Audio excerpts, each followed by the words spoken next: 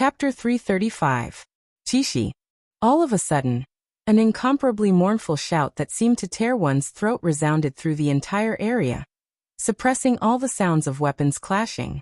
For a moment, everyone was shocked and turned their heads to look. Behind the crowd, the old chief of the Black Fire tribe, Wahoo, had his chest pierced by a sharp blade. Blood gushed out like a fountain, and in the blink of an eye, half of his body was already dyed red. White Eagle, who was standing behind him, hugged his body. His face was full of anger, and he pointed a blood-stained finger at Chi, who was standing on the other side of Wahoo, who seemed to be at a loss, and roared, "Why did you assassinate the chief?" Chi's face was full of shock, and he subconsciously shook his head, saying, No, I didn't." Before he finished speaking, his eyes suddenly widened, and the elders standing around him also sucked in a breath of cold air. Because at this moment, they saw a shadow walking out from the depths of the darkness behind Wahoo and White Eagle, who were already on the verge of death. That tall and burly figure slowly walked over. Someone lit a torch, illuminating his face. It was Huoyan. There were still wounds on his face and bloodstains all over his body.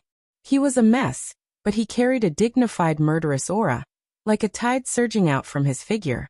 And behind Huoyan, more black shadows slowly walked out. They were all expressionless barbarian warriors, and walking at the very front were Taixiong, Heinyo, and the others. They were far more mature and powerful than the youths fighting in front of them, and even their gazes seemed colder. Silently, the group of people who had walked out from the darkness had already surrounded everyone here. It was unknown when it started, but suddenly, everything quieted down. There was no longer anyone fighting, and no one shouting. Everyone looked around blankly, and then there was the sound of heavy and nervous breathing. Chi, the chief has always treated you like a brother for so many years. How could you collude with others and kill him so cruelly? White Eagle was full of grief and indignation, roaring at Chi. At the same time, his tiger eyes were filled with tears, and his emotions were extremely agitated. Chi's face flushed red and he roared, "It wasn't me, don't slander me." As he spoke, he looked around and roared, "You all saw it just now, right? I've been standing here the whole time and didn't do anything. Quickly testify for me." The few tribal elders by the side were also in a state of shock, especially when they saw Huoyan leading a large group of warriors to surround them. They faintly sensed something, and quite a few of them turned as pale as paper. Their bodies were also faintly trembling, and for a moment, no one went to answer Chi's question. However, at this moment, a voice suddenly sounded out from beside the White Eagle. It was the Fire Eagle who had been standing beside the Fire Tiger, and seemed to be in a daze. The Fire Eagle suddenly said, "No, he didn't kill him. I saw it, it was you." He raised his hand, and there was a flame of anger in his eyes. His young face seemed to be slightly distorted from the heat. Just as his finger was about to point at someone, his voice was suddenly cut off. His hand also seemed to have frozen in midair, as if it had turned into stone.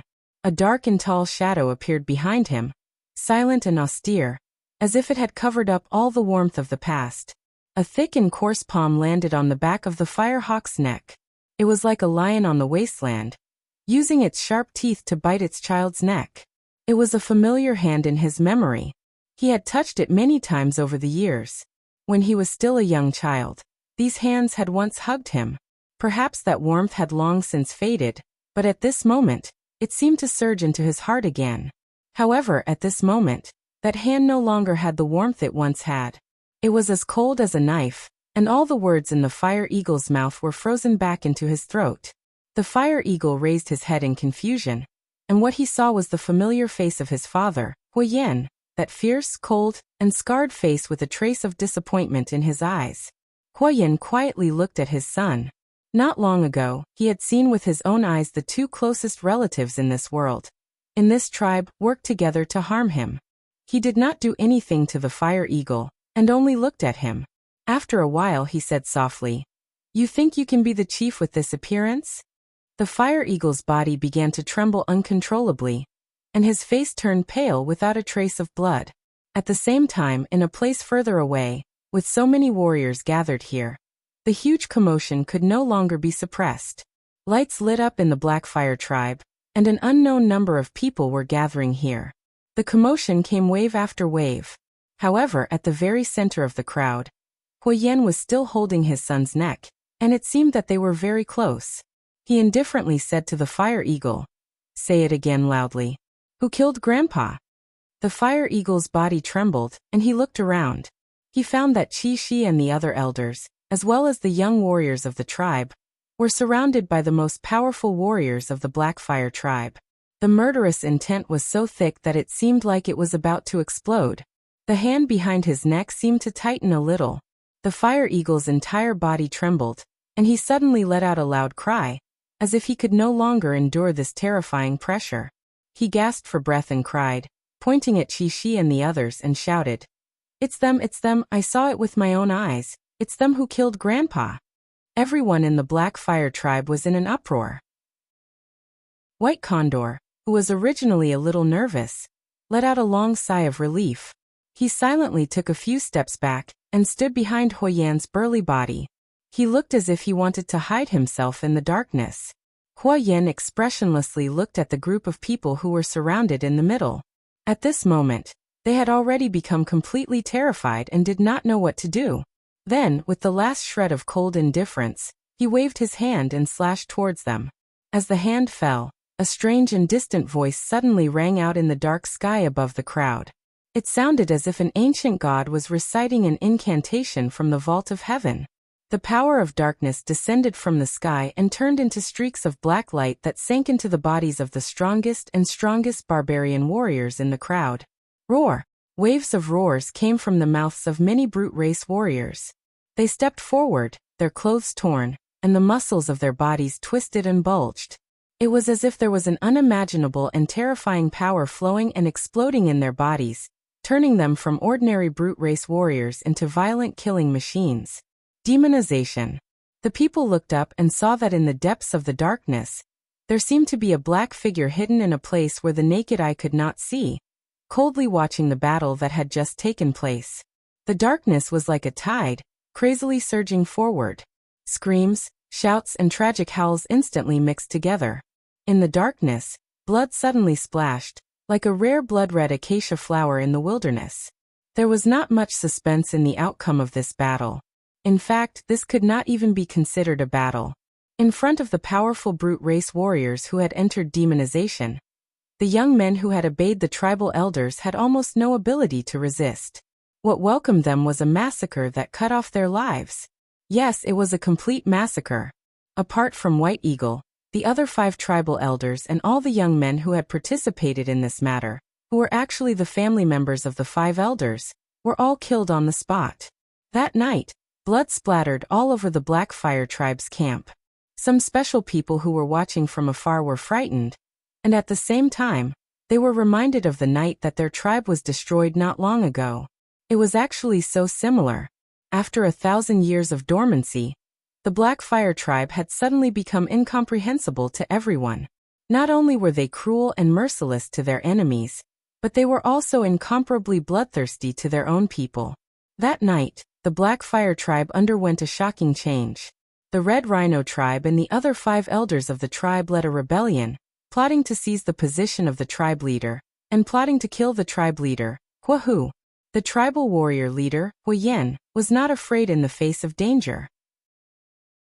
He led the warriors loyal to the tribe to resist bravely, and turned the tide. Finally, the crisis was reversed and all the traitors were killed. Then, under the agitation of the crowd, many Blackfire tribe warriors captured the remaining members of the 5th elder's family, and slaughtered them all. At dawn, Huyen stopped the crowd and cried in front of his father's corpse. Then, surrounded by the crowd, he officially ascended to the position of tribe leader. Chapter 336. After the hubbub, the entire Blackfire tribe welcomed another dynasty-changing ceremony in great shock. In the tribes of the wilderness, the ceremony of a chief ascending to the throne was one of the most solemn ceremonies. But on this day, the new chief, Huyen, who had just lost his father, Huahu, ordered that the ceremony be carried out in the simplest way. He said that it was not suitable for a grand ceremony. The tribe's camp was still bleeding, and those who had already died on the ground were people that everyone knew the day before. They were clansmen that they could greet when walking on the road. The air was filled with a solemn and austere atmosphere, and no one was in the mood to carry out the ceremony. Moreover, Huyen did not need this ceremony. This was never what he wanted. That day, when the cremation for his dead father was held, he stood by the fire and stared at the raging flames that engulfed his father's body. From beginning to end he did not say a word. And standing beside Huyen, Huaying, the barbarian youth who had inherited the bloodline of Huahu and Huyen, seemed to be unusually emotional. He cried loudly in front of the fire, his body trembling incessantly. In the end he even knelt on the ground, desperately pounding the ground with his hands. His mouth was sobbing, as if he wanted to say something, but he did not say it aloud. The man who stood beside him, as tall as a mountain, seemed to block out all the light, leaving only a dark shadow for him. He was so desperate that he could not breathe, so afraid that he did not dare to speak. When the ceremony ended that day, when Huahu had already turned into ashes and his soul had returned to the arms of the gods, everyone had already dispersed. Only the father and son were left in front of the fire. Huyen turned his head to look at his son, his face indifferent. Deep in his eyes, a trace of pain flashed, but it was only a flash, and no one would see it again. Then he turned and left, not saying another word to his son. When the tall figure had gone far away, Huyen seemed to finally let out a sigh of relief, his whole body almost going limp on the ground. He stared blankly at the burnt-out fire, then stood up with difficulty, wanting to leave. But at this time, two figures suddenly walked over from the side. They were strong and fierce. They were Tai Xiong and He Niu. The fire hawk was startled and raised his head to look at the two of them. Tai Xiong and the Black Bull looked at each other. There was a trace of embarrassment and pity in their eyes. However, most of the barbarian warriors in the wasteland wouldn't feel too conflicted. Therefore, Tai Xiong quickly said to the Fire Hawk, "Fire Hawk, the chief has asked us to escort you to a place. Protection." The Fire Falcon smiled bitterly and muttered, "Yes, protection. Let's go." The Black Yak said in a low voice as he stepped aside. The Fire Hawk silently walked over. Accompanied by these two warriors of the same clan, he walked in the other direction of the tribe. "I still underestimated you." In the dark priest's stone house, there was only Lu Chun and Huyen sitting on the ground. Other than them, there was no one else. The huge, lazy black wolf Atsu was lying at the door drowsily, blocking the prying eyes of all outsiders. The two of them didn't sit properly. In fact, they could be said to be sitting on the ground next to the wall, without any elegance. They leaned against the wall, then stretched out their legs and crossed their arms, looking at the gradually darkening sky outside the distant window. After a moment of silence, Huyen said, "How did you underestimate me?" Lu Chun said, "I originally thought you wouldn't be so ruthless." Huyen smiled, but there was not the slightest hint of joy on his face. His smile looked uglier than crying, and more ferocious than a roar. With some self-deprecation, he raised his right hand and waved it in front of his eyes. Then he said in a low voice, "This hand shouldn't be stained with blood yet." Lu Chun glanced at him indifferently and said, "If you want to make yourself feel better, you can think of it this way. Later on, find an opportunity to get rid of the person who did this. Then everything will naturally be at ease." Huyen put down his hand and stared at Lu Chun. His eyes seemed to be somewhat cold as he said, "Will you believe this kind of thing yourself? Are you lying to yourself like this?" Lu Chun closed his eyes slightly. After a moment he said, "You can. You only need to tell yourself that it's right, and then believe in this way of thinking. That's all." His expression and gaze seemed to drift about, as if he was thinking of the past. Then he said, "Sometimes if you don't do this, it will be very difficult for you to survive." Huyen looked deeply at the black-robed priest.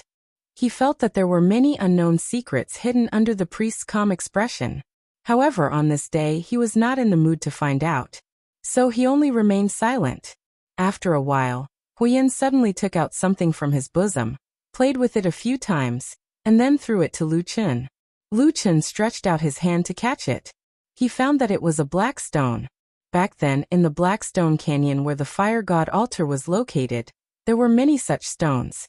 However, in other places it was very rare. Huyen looked at him and said, "I'm a little curious. Why do you seem to be able to predict the future?" When we left the fire god altar, you made an agreement with me to use the black stone as a signal to hang outside the door. Could it be that you already knew that there would be such an intense conflict between me and father? Lu Chen used his hand to gently stroke the black stone. He shook his head and said, I don't know. It's just that when I was at the northern side of the human race, I always heard and saw many such scenes. I thought that it's better to be prepared. It's better that it's useless. However, I didn't expect that you barbarians are the same as us humans. You also like internal strife. Huoyan sighed and didn't say anything. Lu Chen said, Now there's basically no one in the Black Fire tribe that can contend against you. The old fogies, both in the open and in the dark, have all been caught in one fell swoop. What do you plan to do next? Huoyan snorted and said, I've already come this far, what else can I do? You and I just need to continue. He looked up at the sky, a faint trace of excitement and hope appearing in the depths of his eyes. He said in a low voice, This is all for the glory of the fire god, to restore the supreme glory of our Black Fire tribe ancestors. One day, when I succeed, when I see our ancestors' spirits again, I can loudly boast about what I've done. Lu Chen stared at him. After a while he nodded and said, You're right. In any case, other than thinking like this, other than walking this path to the end, wasn't there no other choice for the time being? Thunder Lizard, Ghost Fox and Mountain Spirit Tribe. You can choose one of the remaining three. Just as Huoyan stood up and prepared to leave, Lu Chen also stood up and called out to him before asking this question. Huoyan pondered for a while and said, Let me go back and think about this carefully. The three tribes have their own advantages and disadvantages. I'll give you an answer tomorrow. Lu Chen nodded and said, All right. Huoyan asked again, But is there a need to be in such a hurry?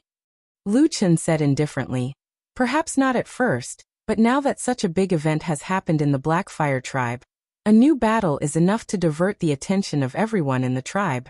It can also make them formally and completely acknowledge your position. You need a victory that exterminates the tribe. Lu Chen said very seriously to Huoyan. Huoyan was silent for a while, then nodded and said, You're right. With that, he turned and walked towards the door. However, when he passed by Atsu who was lying on the ground, he suddenly stopped and looked around. He said, This stone house is dim and narrow. It doesn't suit your status. Lu Chen smiled and said, You know I don't care about this. Huoyan's expression was solemn. He said, As long as we can eliminate the four tribes and unify the north, then go south to the wilderness and revive our Black Fire tribe. I will build you a shrine that has never existed in the wilderness. That is the glory you deserve. Lu Chen laughed and waved his hand. Then Huoyan also laughed. The two men smiled at each other, then turned and walked in different directions.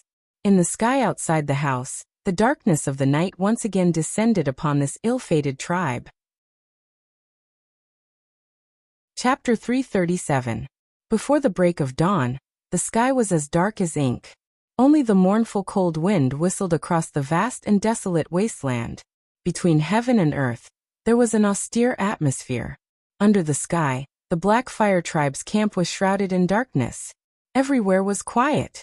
Perhaps the wind was too cold, or perhaps the cold air of the tribe made people feel solemn.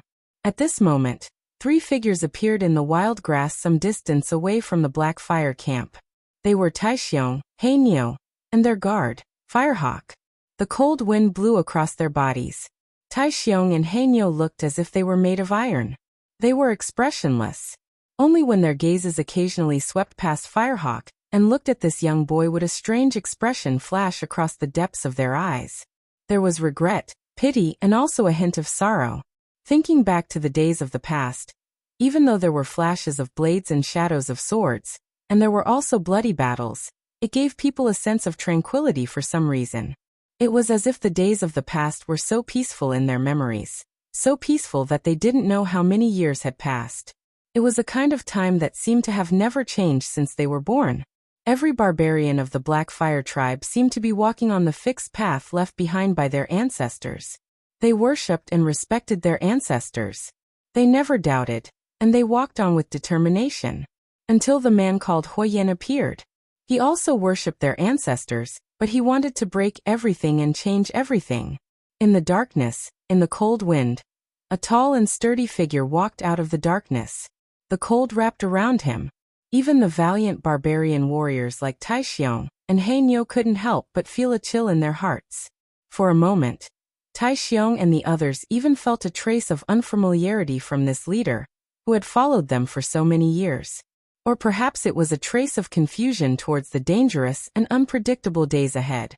Huoyan walked in front of them and stopped. The cold night wind blew past.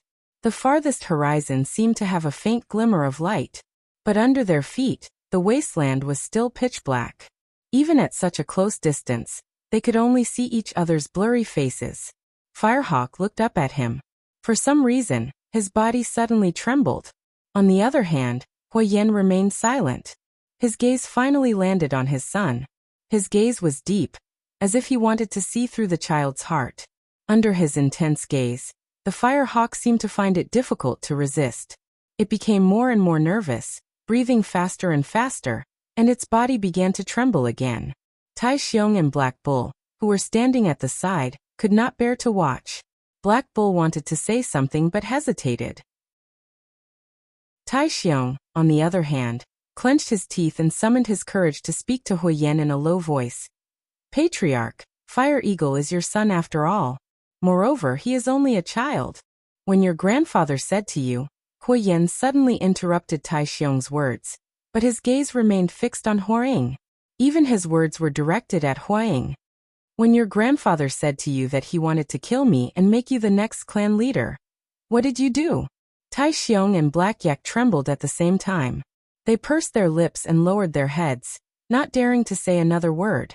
After hearing his father's words, Fire Eagle's face turned ashen. His body trembled uncontrollably, and he suddenly cried out, Father, Father, I didn't want to harm you. I really didn't want to harm you.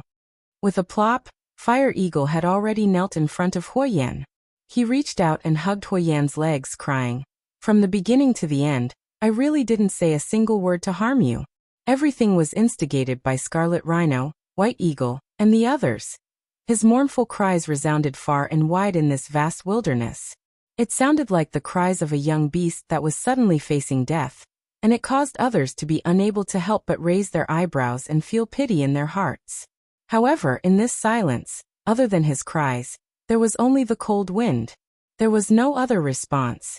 This scene caused this brute race youth to seem very lonely. Huoyan slowly squatted down in front of him, and then stared at his tearful son. His tone was slow and heavy, as if every word he said contained a strange emotion in his heart. You didn't say anything, and your grandfather didn't say anything, but after you heard it, you all tacitly agreed, didn't you? When he said this, Huoyan smiled. However, the expression in his smile seemed to be crying, causing his face to distort like a devil. He said in a hoarse voice, I still remember how excited you were at that time. Were you thinking about the scene of you sitting on the position of clan leader in the future? Huoyan turned pale with fright, and shook his head with all his might. Just as he was about to say something, he suddenly felt his throat tighten. His entire body had been grabbed by the throat by Huoyan with a single hand. After which, he let out a low roar that was like the howl of a demonic beast, and directly lifted Huoyan's entire body into the air. Pain was revealed on Huoyan's face. His legs flailed about, and his hands desperately tried to grab the hand on his throat. However, Huoyan's hand seemed to be made of iron, and did not move at all. By the side, Taixiong and Black Bull were shocked, and a sliver of unbearable expression appeared on their faces. However, when they saw Huoyan's demon-like berserk appearance, they could roughly guess the feelings of this chief at that time. How could a person who had been betrayed, abandoned, and assassinated by his closest blood relative in the world remain calm? Huoyan roared in a low voice, and stared at his son, who was grabbed by his giant hand. Within his fury, there was sadness and disappointment as he hissed, Why are you so anxious? Don't tell me that I will not pass this position to you in the future. Just what have I done wrong for you and father to treat me like this? Roar. He let out a furious roar, like the long roar of a lion, and his voice shook the surroundings. Then he threw Huoyan away with a single hand. The young man from the brute tribe rolled for a long distance in the underbrush of the wilderness, and finally landed heavily on the ground, moaning in pain. Huoyan once again took a step forward, and walked towards Huoyan. Black Bull and Tai Xiong looked at each other, and finally seemed to be unable to endure any longer. Black Bull took a step forward and said in a low voice, "Chief, he is your son after all, please spare him."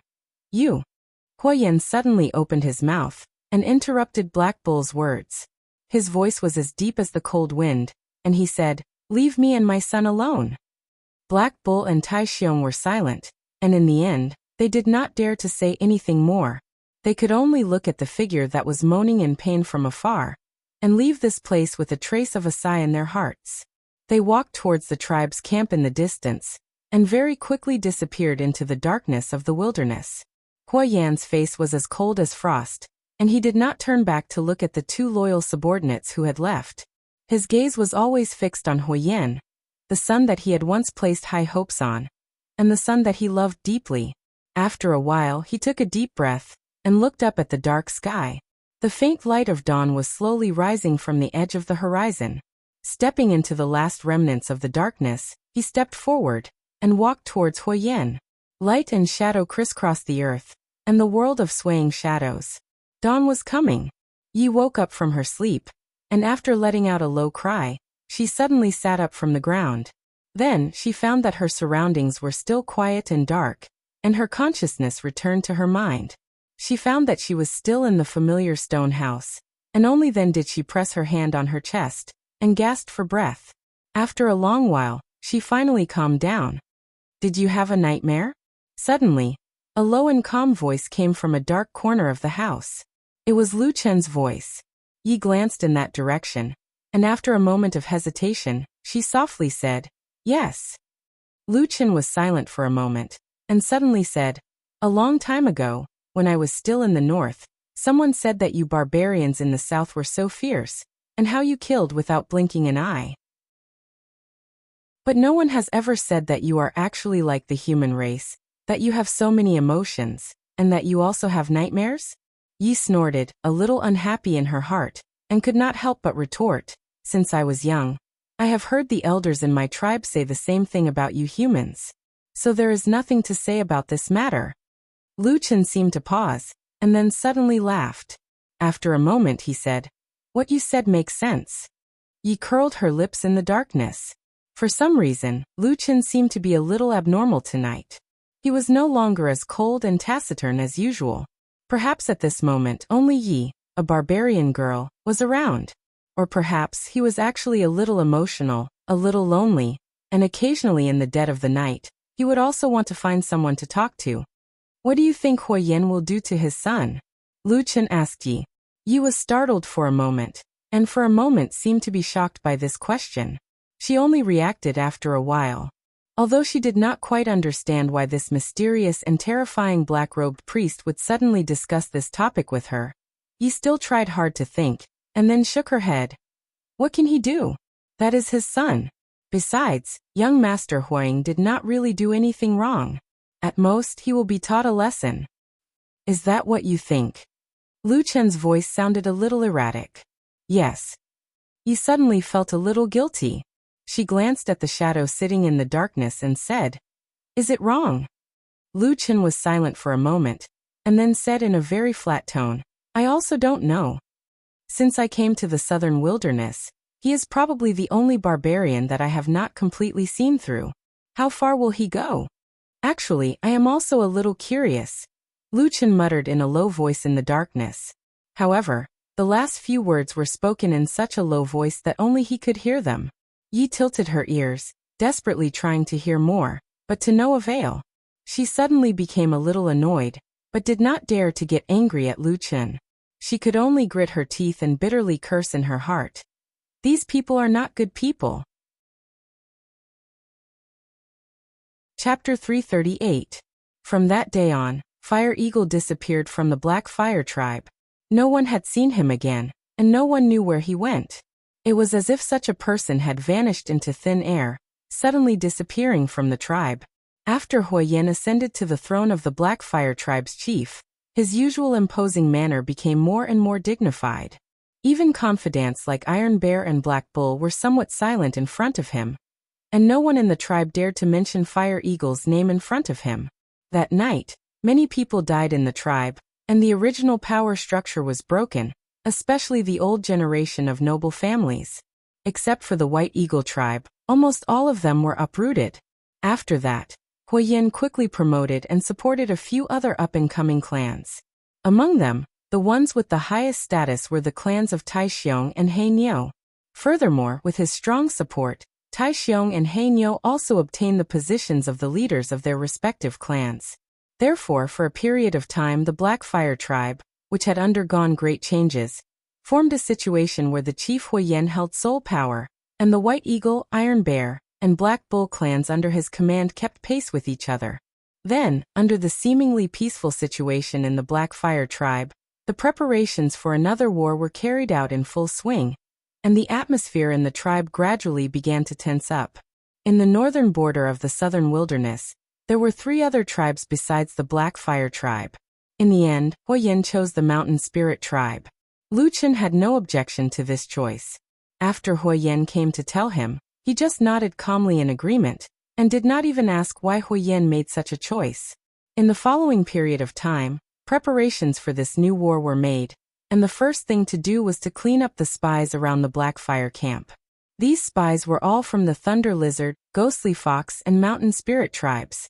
In the past, there were actually spies like this, but not as many as there were now. As for the reason, of course, it was because some time ago, the Black Fire tribe suddenly erupted and inexplicably destroyed the Divine Wood tribe, one of the 5 tribes of the northern region. Although the Black Fire tribe had retreated to their own camp after that, and did not display any overbearing aura to the outside world, and it was even said that there was some internal strife, the other 3 tribes did not dare to let their guard down. The other 3 tribes had even sent people to the Black Fire tribe to inquire about the reason for the war, and why the Black Fire tribe was so ruthless. Towards this question, the Black Fire tribe, or rather Firerock tribe, had a very simple and powerful answer. It was the Divine Wood tribe who made the first move.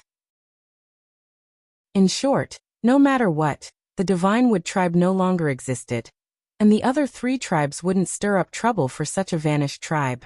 However, it was inevitable that they would be more careful around the Black Fire tribe. Who knew if those lunatics would suddenly go crazy one day and target him? The Black Fire tribe's subsequent purge of their spies caused the other 3 tribes to become nervous in addition to being surprised. Despite the vastness of the wasteland, and despite the nimbleness of the spies, there were no longer any spies left within 10 miles of the Black Fire camp under the Black Fire tribe's relentless pursuit. The other 3 tribes were all on guard. However, after that, they did not find any signs of the Black Fire tribe launching a large-scale attack. Instead, they received messengers from the Black Fire tribe. The messages they conveyed were similar. For example, they told the Thunder Lizard tribe that their 2 tribes would form an alliance to rule the northern region together. Or they told the Ghost Fox tribe that they would form an alliance to defeat the other 2 tribes and divide the wasteland. Even the Mountain Spirit tribe, which had suffered great losses in the previous war, had messengers from the Black Fire tribe come over to discuss the specifics. The matter of sending messengers to lobby was actually a little controversial within the Black Fire tribe. This was because the northern region of the wasteland had always revered power above all else, and there had never been such a thing. However, after Lu Chen brought it up to Firerock, Firerock accepted it almost immediately and vigorously promoted it without any hesitation. His trusted subordinates, Iron Bear and Black Bull, were puzzled and came to ask Firerock. Firerock calmly told them that this was all a trick of the black-robed priest. If they didn't do this, the other 3 tribes might gang up on the Black Fire tribe like the time when the Mountain Spirit tribe had a priest. In this way, if they gave each of them some benefits, perhaps things would be much easier. Iron Bear and Black Bull were stunned and silent after hearing this. This kind of thing was completely contrary to the martial spirit of the barbarians. It gave off a sinister and wretched feeling. However, under the strong push of Lu Chen and Firerock, they could do nothing about it. Lu Chen's delaying tactic quickly produced results. The other 3 tribes, who were originally very nervous, relaxed. It wasn't that they had let down their guard against the Black Fire tribe, and no one was that stupid. The most important thing was that the Blackfire tribe had given them a way to negotiate. They all wanted to see what would happen if they continued to negotiate. If there was a way to negotiate, there seemed to be no need to immediately gang up on them. Moreover, the Blackfire tribe had been so polite and had promised them many benefits. Under such circumstances, this delaying tactic only created a peaceful atmosphere for a few days. One day, the Blackfire tribe brazenly mobilized all of their elite troops, including the bravest warriors of the tribe and the 20 Blackfire guards who had surrendered from the Divinewood tribe, to attack the Mountain Spirit tribe with all their might. The Mountain Spirit tribe was prepared. They deployed all of their warriors to guard the camp. Their warriors were brave and strong, their fighting spirit soaring. In order to protect the glory of their ancestors and the safety of their tribe, they did not hesitate to fight to the death. This was the inevitable reaction of every barbarian tribe with a long history. They firmly believed that their ancestors would protect them and defeat the evil Blackfire tribe. When the other two tribes heard this news and learned that the Blackfire tribe had given up on the sneak attack, of course, it would have been impossible to sneak attack the Mountain Spirit tribe with such tight security, and instead openly attacked in broad daylight. They could not help but be surprised and secretly delighted. Therefore, everyone was happy to watch the show from the sidelines. It would be best if both sides fought until the last drop of blood flowed out, and both sides suffered. Just like that, the war began. The joy lasted until the barbarians of the Mountain Spirit tribe saw their enemy, and the sky was covered in darkness. Shamans. Heart-wrenching and lung-splitting roars of sudden realization resounded through the entire wilderness. Everyone was stunned. This secret had not been leaked during the night of the sneak attack on the Divinewood tribe, but today, it was suddenly revealed in front of the eyes of all the tribes. It was no longer possible for them to unite like they did when they attacked the Mountain Spirit tribe. The dark aura surged and roared. The charging Blackfire warriors began to demonize in the raging black flames, turning into terrifying killing machines. The barbarian warriors of the Mountain Spirit tribe fought bravely, but what greeted them was an even more bloody massacre. With the help of powerful witchcraft, the battle quickly became one-sided. It was so fast that the Thunder Lizard tribe and the Ghost Fox tribe, who had just come to their senses, could not even send reinforcements in time. Once again, the Blackfire tribe won the battle. They surrounded and defeated the Mountain Spirit tribe, capturing all the Mountain Spirit tribe members. The same scene played out again. The terrible and cruel Blackfire tribe once again betrayed the customs and agreements of the barbarians of the wilderness that had existed for thousands of years. They rebelled and committed all kinds of evil. They destroyed other people's ancestors and beliefs, robbed everything they needed, and then left behind ruins. When the Thunder Lizard tribe and the Ghost Fox tribe arrived, they only saw a scene of desolation and chaos. There was a lot of blood and corpses on the ground, but no one was alive. They had all been taken away. And now, in the northern region of the wasteland, there were only 3 tribes left. An ice-cold, invisible darkness was rapidly spreading across this vast land. Chapter 339. Once again, the Blackfire tribe won a great victory. They destroyed the Mountain Spirit tribe, looted almost all the houses of the tribe, and captured most of the women and children, as well as many strong men.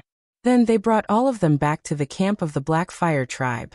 In this battle, although the Mountain Spirit tribe had made preparations beforehand, the Blackfire tribe won even more easily than the battle with the Divinewood tribe. This was because they were much stronger than before. The number of Blackfire tribe warriors who could enter the demonized state had increased to 80. Together with the 20 Blackfire guards of the Divinewood tribe, the demonized army of 100 people swept away the resistance of the Mountain Spirit tribe in an instant. Because the Thunder Lizard tribe and the Ghostly Fox tribe were still lurking nearby, Huiyen and Lu Chen did not carry out the so-called surrender in the camp of the Mountain Spirit tribe. They brought all the captives back, but they could not escape the same fate. In the camp of the Blackfire tribe, the same thing happened again. And this time, the series of actions of forcing the captives to give up on their ancestral gods, destroying their beliefs, and threatening their families and lives to force them to surrender were not hidden from the eyes and ears of the people of the Blackfire tribe. On that day, When all the people of the Black Fire tribe were still immersed in the joy of this great victory, they were shocked by the even more shrill screams and the shocking and cruel scene.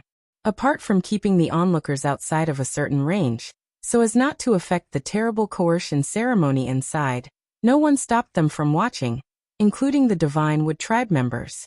After the Black Fire Guards participated in this great battle and obtained military merits, the Black Fire tribe had already given up on monitoring the original group of Divine Wood tribe captives and no longer had any overt restrictions on them.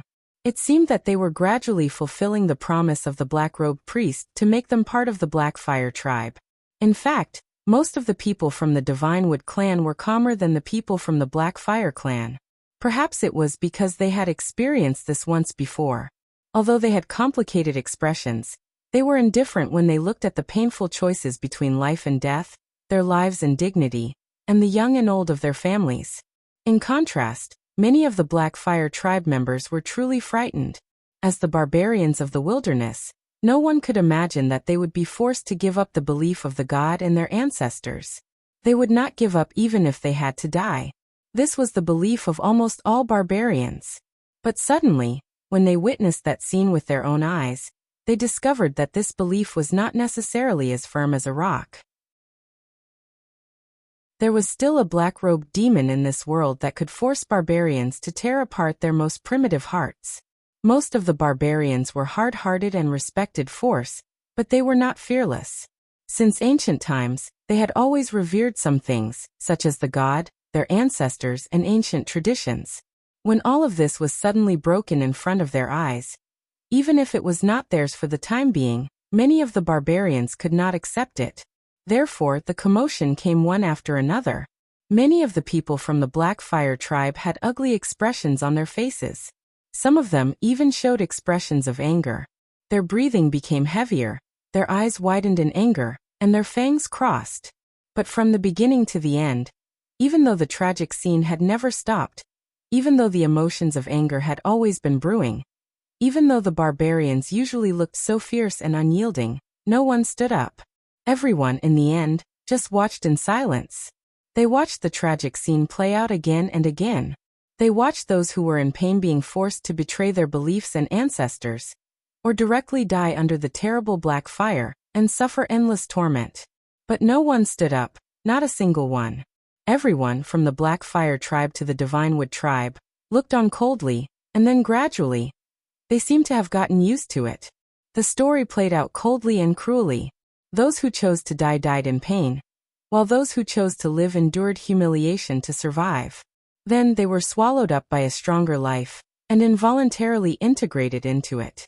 What happened to the Divine Wood tribe began to repeat itself to the Mountain Spirit tribe. When night fell, the living and the dead seemed to finally get their first chance to breathe. Most of the people dispersed in silence. Everyone returned to their own residences, and hid their hearts under the cover of darkness. No one knew how much hatred and curses were lingering in the sky above the Black Fire tribe's camp that night, but it was likely that many people would not be able to sleep. The black-robed priest's stone house was quiet and dark.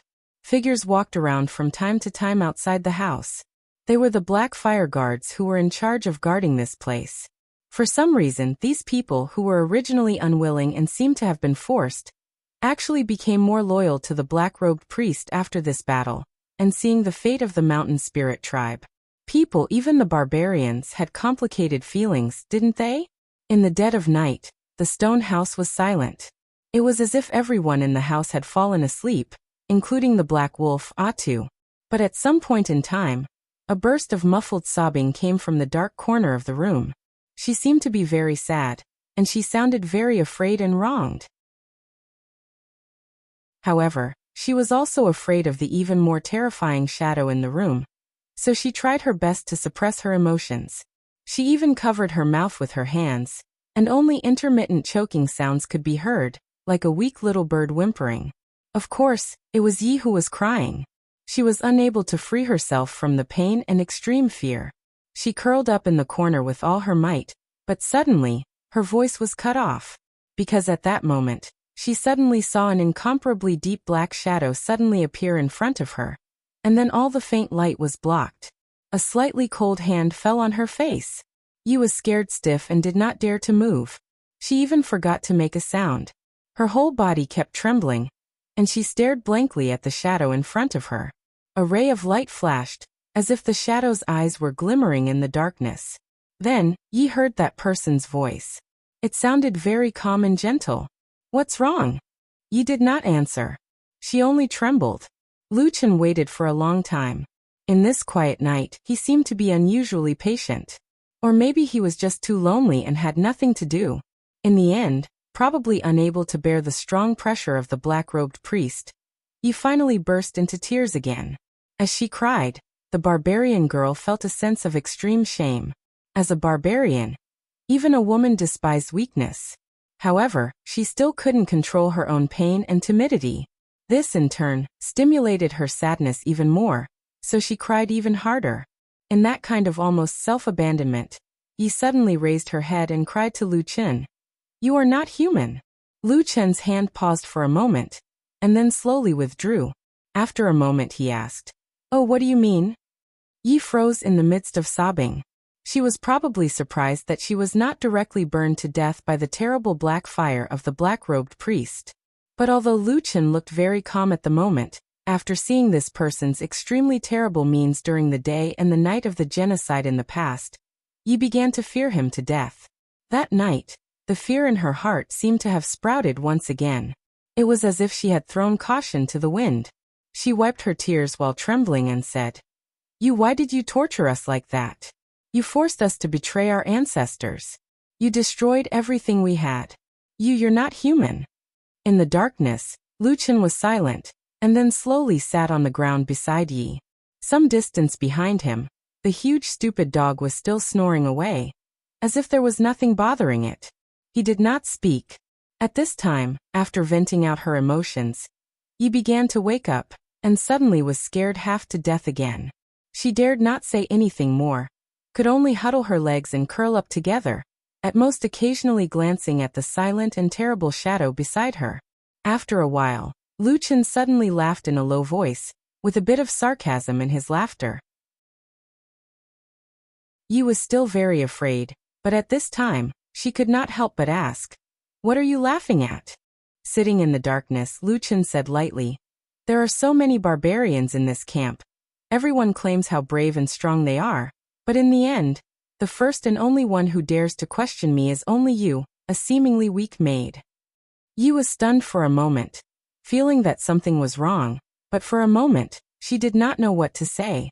She only heard Lu Chen said again, "So every one of these people looks fierce and brave, ambitious and loud, but when it comes to a real crisis, they are timid, even weaker than a weak woman."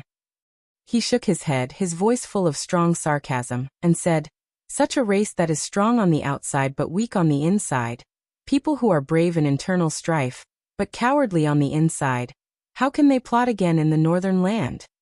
"I've truly been worried for nothing," the black-robed priest said indifferently. Then he stood up and walked back. But when he returned to his own corner, he still turned back and said to Yi, "But you are very good." Chapter 340. Dawn came. Yezi, who had not dared to close her eyes for the whole night, finally felt relieved when she saw the ray of sunlight. She lowered her head and ran out of the room with the excuse of fetching water. She did not even dare to look at Lu Chen, but she did not know what she was afraid of. Perhaps it was the indifferent and contemptuous words of the black-robed priest in the dark last night? Yezi remembered those words in her heart. She understood some of them, but she was confused about some of them. The black-robed priest's thoughts seemed to be very different from the barbarians that Yezi knew. Yezi did not know why, but she was very afraid. Even if the man named Lu Chen was not vicious to her, and was very friendly to her, at least they got along peacefully. Yezi was not a fool. Although she was not very knowledgeable, she could still feel that Lu Chen did not have much malice towards her. But she still could not suppress the fear in front of the black-robed priest. That day, when she escaped from the priest's stone house and gasped for breath, Leaf suddenly seemed to realize something when she saw the rapidly growing population of the tribe gradually waking up in the morning light, and gradually becoming lively. Everything in front of her may be full of vitality, but behind the lively light, The shadow of the black-robed priest was always a dark existence. It seemed that he was always incompatible with the wilderness and the barbarians on the wilderness. And he never had the intention to blend in. If he had already slaughtered the barbarians, slaughtered the tribe, and swallowed and enslaved many barbarians at this time, then one day, when the power of darkness was strong enough that no one could control or resist it, what would this terrible black-robed priest do? Leaf stood blankly in the morning light, trembling all over. When Yezi finally calmed down and wandered outside for a long time, she slowly fetched a bucket of water and went back to the priest's stone house, only to find that it was empty. There was no one in the house. Subconsciously, she put down the bucket in her hand and heaved a sigh of relief. Perhaps she felt more comfortable without the black-robed priest around. But as she stood there, her brows furrowed again. After a moment of silence, Leaf suddenly turned around and ran out. She shouted at a black fire guard who was still guarding outside the stone house. Where did the priest go? The black fire guard was taken aback. However, Yezi's current status was somewhat unusual. Even though she was a maid, she was the only maid in the entire Blackfire tribe who could live in the priest's stone house. She was also the only one who could speak to the black-robed priest. No one would want to offend her, not even the black fire guards, who were extremely powerful on the battlefield and had killed countless people. So Yi quickly got that person's answer. Chief Fyrock has sent someone over to invite Lord Priest over for a discussion. Leaf was a little confused. She nodded and walked back to the stone house. When her gaze swept across the quiet room, she finally understood a truth that she was unwilling to admit before. That terrifying black-robed priest was already closely linked to her fate. Without him, she would be 100 times more miserable than she was now. She expressionlessly sat down in the corner of the house and buried her head between her knees. She thought she would be sad and sad again, but for some reason this time, she did not do anything. She just sat there quietly. After a while, Yezi sighed and stood up. She fetched a rag and some water, and began to clean the stone house with unprecedented seriousness. At the center of the Blackfire tribe's camp, there was the tallest and largest stone house. It had always been the residence of the tribe's chief. Not long ago, the previous chief, Flaming Tiger, lived here. Now, Flaming Tiger had turned into ashes in that ball of raging flames, and his soul returned to the ancestors. The master of this place had also become Fyrock. When Luchin walked in from outside, the black fire warriors who were guarding along the way bowed their heads in respect to the black-robed priest. Even the person who had invited him was one of the 2 highest-ranking generals in the Black Fire tribe, Black Bull. Even he didn't dare to pass by Luchin and cautiously followed behind him. This kind of treatment made Luchin feel somewhat uncomfortable. However, he understood the reason for all this. It was because of power. Having great power in the southern wilderness might mean having everything, including the respect and awe of others. Hua Yen stayed in this large stone house that had several levels and entrances. When he saw Luchin arrive, he immediately came to greet him. He then waved his hand at Black Yak, telling him to go outside and prevent others from entering. Black Bull obeyed and left. Luchin glanced at him and said, "What's wrong? Do you have something to say to me?" Fyrock nodded and said, "There's an urgent matter. Come with me." With that, he turned and walked towards a side passage. Luchin followed behind Black Bull. After a few turns, he saw a secluded small stone room in front of him. At the door stood a man with a vigilant expression. It was Fyrock's other trusted aide, Tai Xiong.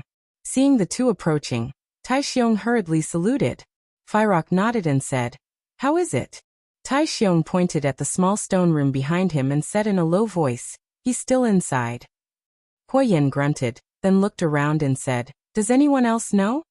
Tai Xiong immediately shook his head and said, "No one knows. I've been guarding here all this time. I can guarantee with my life that no one came near." "Good." Hua Yan's eyes flashed with a trace of satisfaction. He patted Tai Xiong's sturdy shoulder and said, "Well done. You stay here and guard. Just like before, don't let anyone come near." Tai Xiong complied and retreated a few steps to the side. Hua Yen gave Luchin a meaningful glance. He then opened the door and strode in. Luchin arrived at the door. His footsteps paused for a moment before he also walked in. The stone room was not too big, and the furnishings were simple. At this moment, there was a figure standing there. Hearing the commotion behind him, that person suddenly turned around. When he saw Huyen, his face lit up with joy. With some excitement he said, "Tribe leader Huyen, you've finally arrived." Huyen slightly nodded but was not in a hurry to speak. Instead, he glanced at Lu Chun, who was standing to the side. Sure enough, Lu Chun furrowed his eyebrows and stared sharply at the barbarian in front of him. After sizing him up, he saw that the other parts of his body were no different from an ordinary barbarian. The only difference was that there was a fur-like thing on his head. It looked somewhat like the fur of a leopard cat. After a while, Lu Chun suddenly snorted and walked over. Looking at the person, he said indifferently, "You're from the Ghost Fox tribe? Why have you come here?" That person seemed to have expected such a question, and seemed to have some understanding of Lu Chun. With a look of reverence on his face, he said in a deep voice, "Clan leader, Lord Priestess, I have come under the orders of the Ghost Fox clan leader to deliver a great gift to the two of you."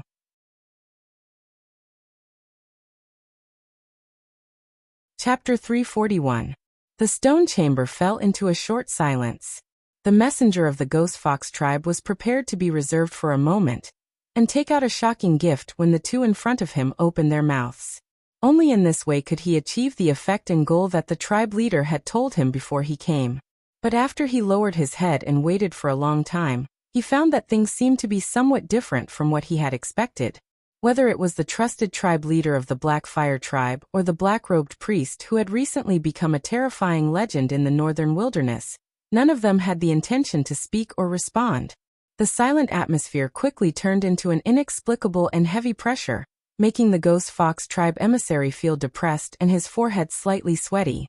After a while, he finally couldn't bear it anymore. He raised his head and secretly glanced at the two in front of him. He saw that the two in front of him seemed to be frowning slightly, but they didn't seem to have the intention to speak. The Ghost Fox emissary really couldn't bear it anymore. He raised his voice and said, "My lords, I am under the orders of our tribe leader to present a generous gift to the Black Fire tribe." Huyen glanced at Lu Chun and saw that his face was indifferent, as if he didn't care. Huyen also glanced at the Ghost Fox emissary and said lightly, "Oh, what is the generous gift?" Hearing him speak, the originally somewhat cold and oppressive atmosphere in the air suddenly relaxed a lot.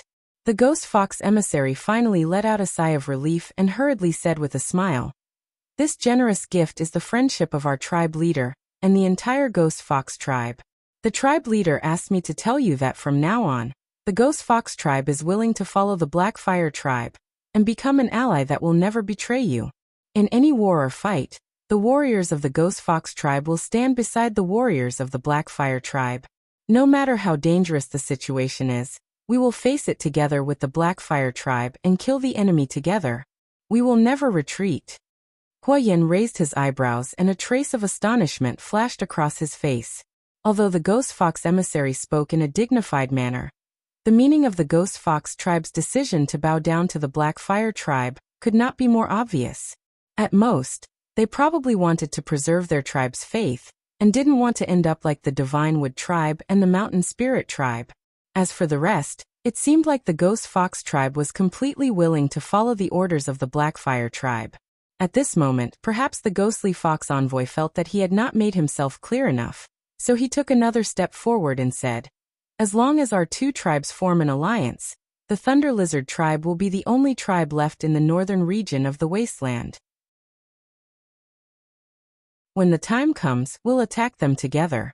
No matter how capable they are, only death awaits them." This was probably the first tribe in the northern part of the wilderness to surrender so straightforwardly in more than 100 years. Huyen was about to speak, but at this moment he suddenly saw Lu Chun also turn his head to look in his direction, and then shook his head slightly. Huyen froze, swallowing the words he was about to say. A moment later he saw Lu Chun walking in front of the Ghost Fox emissary. "Were you sent by the Ghost Fox clan leader?" Facing this mysterious black-robed priest, the Ghost Fox emissary did not dare to slight him. Even from his appearance, he seemed to respect this priest more than he did the Black Fire tribe leader Huyen. He lowered his head and said respectfully, Yes. This is an important matter that concerns the future of your entire tribe. Have you confirmed it? The ghost fox emissary said resolutely. What I said just now is absolutely true. Lu Chen snorted and said, since it's such an important matter, why didn't your clan leader come himself? The ghost fox emissary was shocked, then looked at Huoyan and laughed dryly.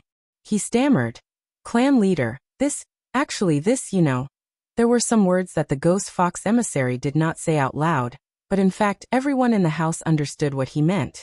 Now that the Blackfire tribe was so powerful, even with a somewhat crazy aura, they had slaughtered the Divine Wood tribe and the Mountain Spirit tribe like a gale sweeping away fallen leaves.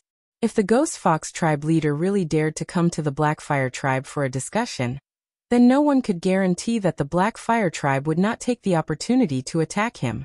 But understanding was one thing. But even so, it was obvious that this black-robed priest did not intend to reason with the Ghost Fox emissary.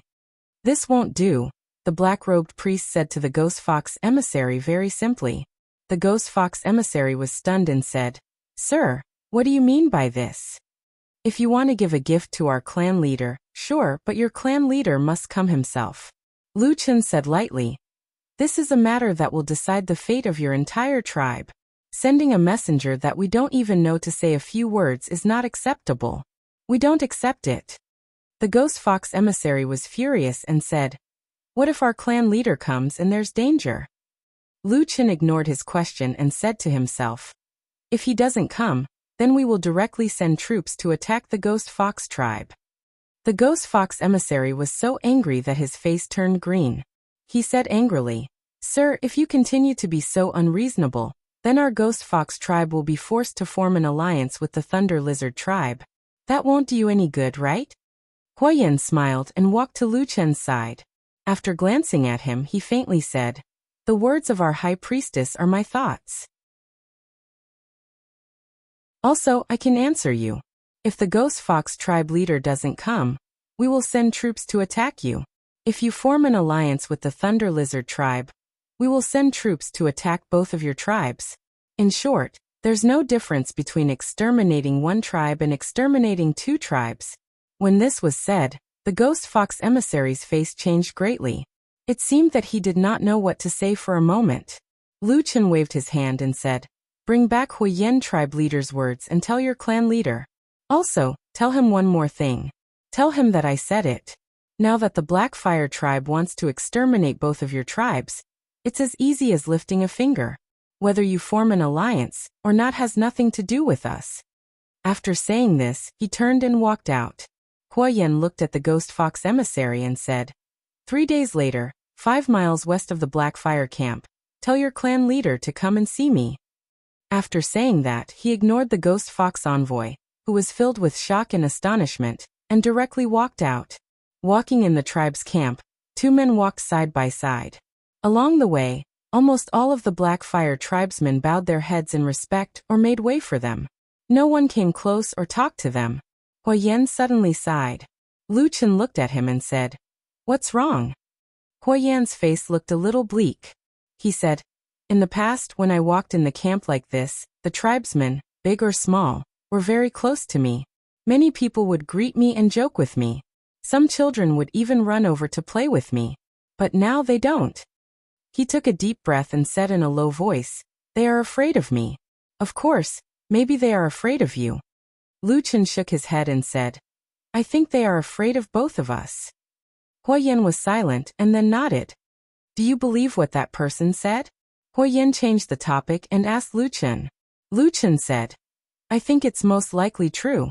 The Ghost Fox tribe is the most cunning. They probably saw that our Blackfire tribe has been unusually strong recently, and they don't want to face us head-on, so they came up with this trick. Huoyan smiled and said, Do you believe them or not?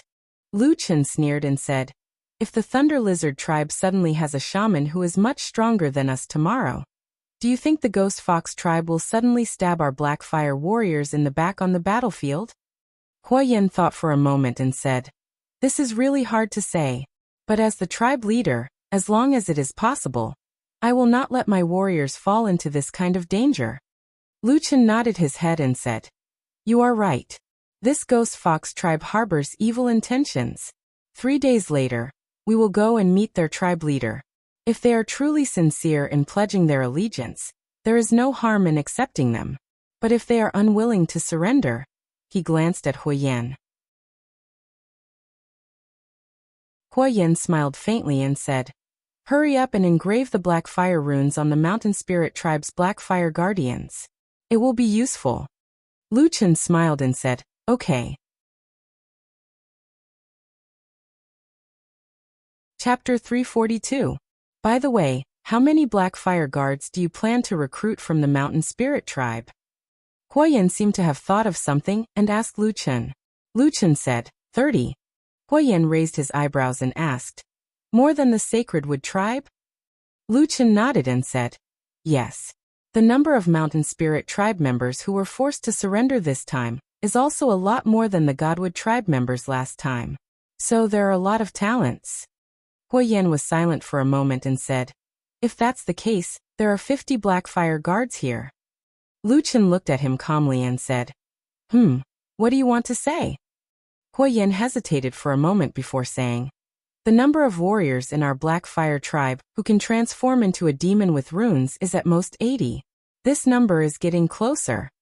He looked up at Lu Chen and said, "And if everything goes well, we still have to deal with the Ghostly Fox tribe and the Thunder Lizard tribe. The Ghostly Fox tribe has fewer people, but the Thunder Lizard tribe is the most populous of the 5 tribes. At that time, the number of black fire guards will most likely surpass the number of demonized warriors in our tribe." Lu Chen's expression didn't change and he said, "You are right, that should be the result." Huoyan looked at him deeply and said, "Aren't you afraid that when the power changes, those people might have some ulterior motives?" Lu Chen shook his head and said they won't. Huoyan said in a low voice, "You are so confident?" Lu Chen said, "First, we can control the life and death of these black fire guards. Second, I think you are the same as me and don't have the leisure to rest in this barren land. When the time comes, we will naturally continue south. The tribes in the south are different from the Thunder Lizard and Ghostly Fox tribes. They have many priests and are much stronger. Death is inevitable. At that time, those who deserve to die will naturally die." Huoyan was silent for a long time, and then nodded. After separating from Lu Chen, Huoyan walked around the camp once more before returning to his residence. At this time, the emissary of the Ghost Fox tribe had already been secretly sent away by Tai Xiong, Heinyo and the others. When Huoyan walked past the secluded stone house, he turned his head to look in that direction. He seemed to be in deep thought.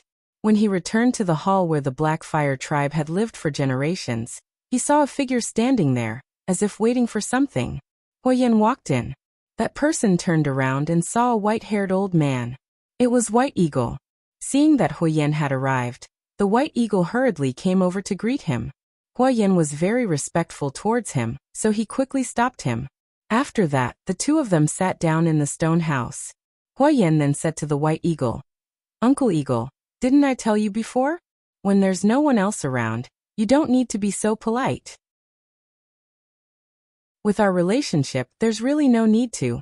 The White Eagle smiled and said, No, I know that you have a good temperament and are very respectful to this old man.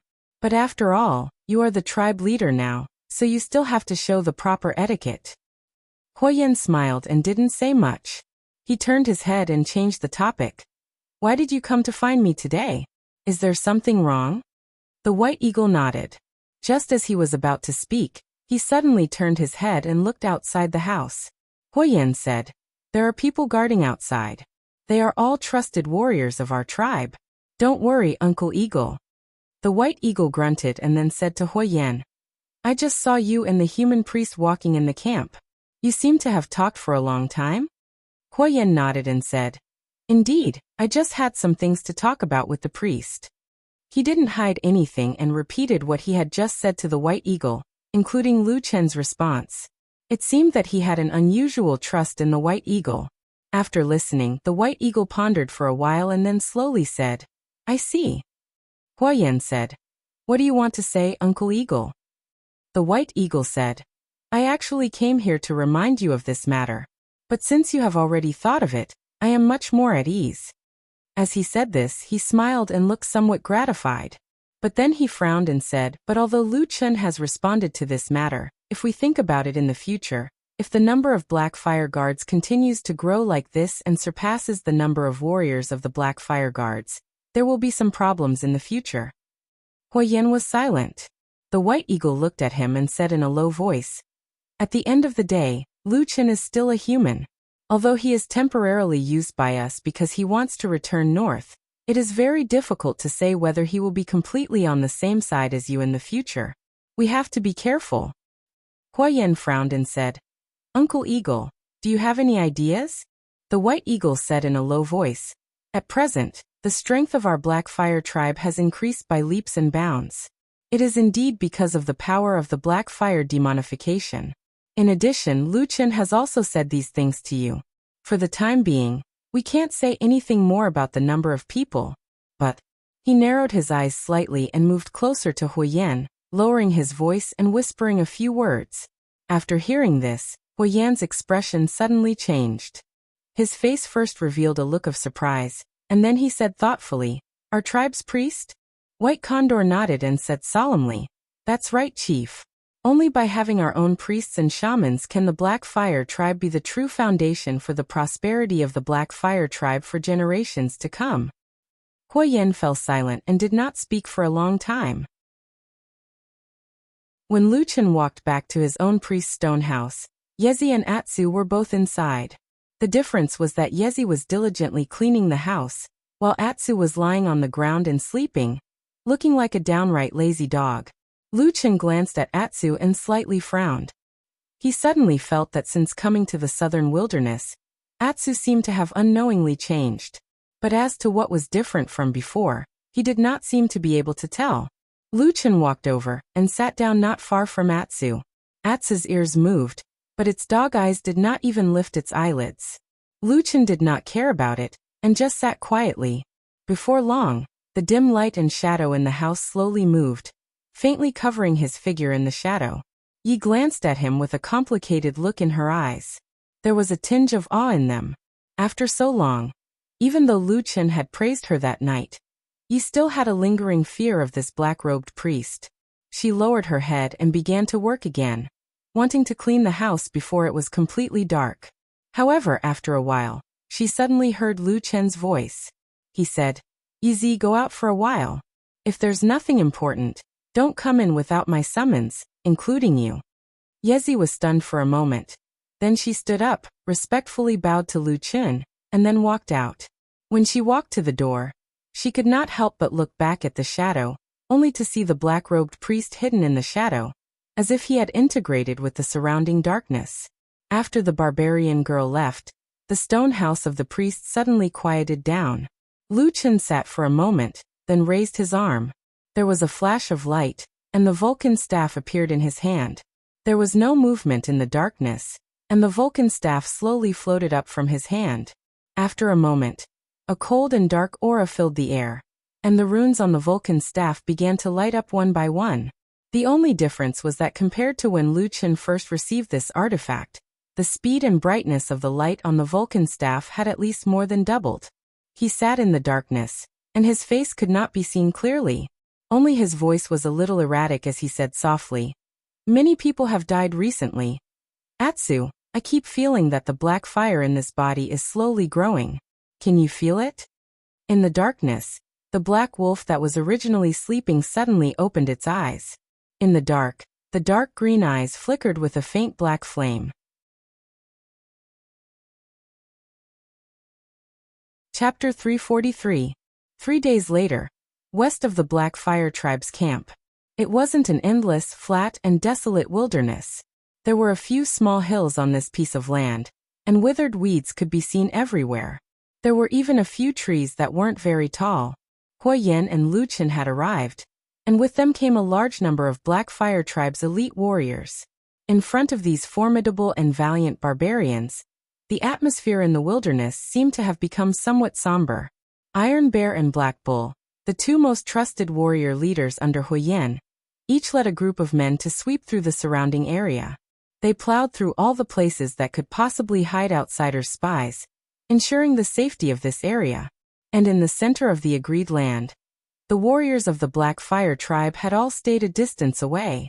Only Lu Chun and Huoyan stood there, gazing into the distance. Do you think the people from the Ghost Fox tribe will come? Huoyan suddenly asked Lu Chun.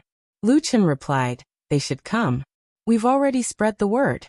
Without strong support, I don't think the Ghost Fox tribe will be able to withstand this kind of pressure. And since they secretly sent people to join us that day, they're already afraid of battle. All they're asking for is face, and conditions that will make their situation better. Huoyan nodded.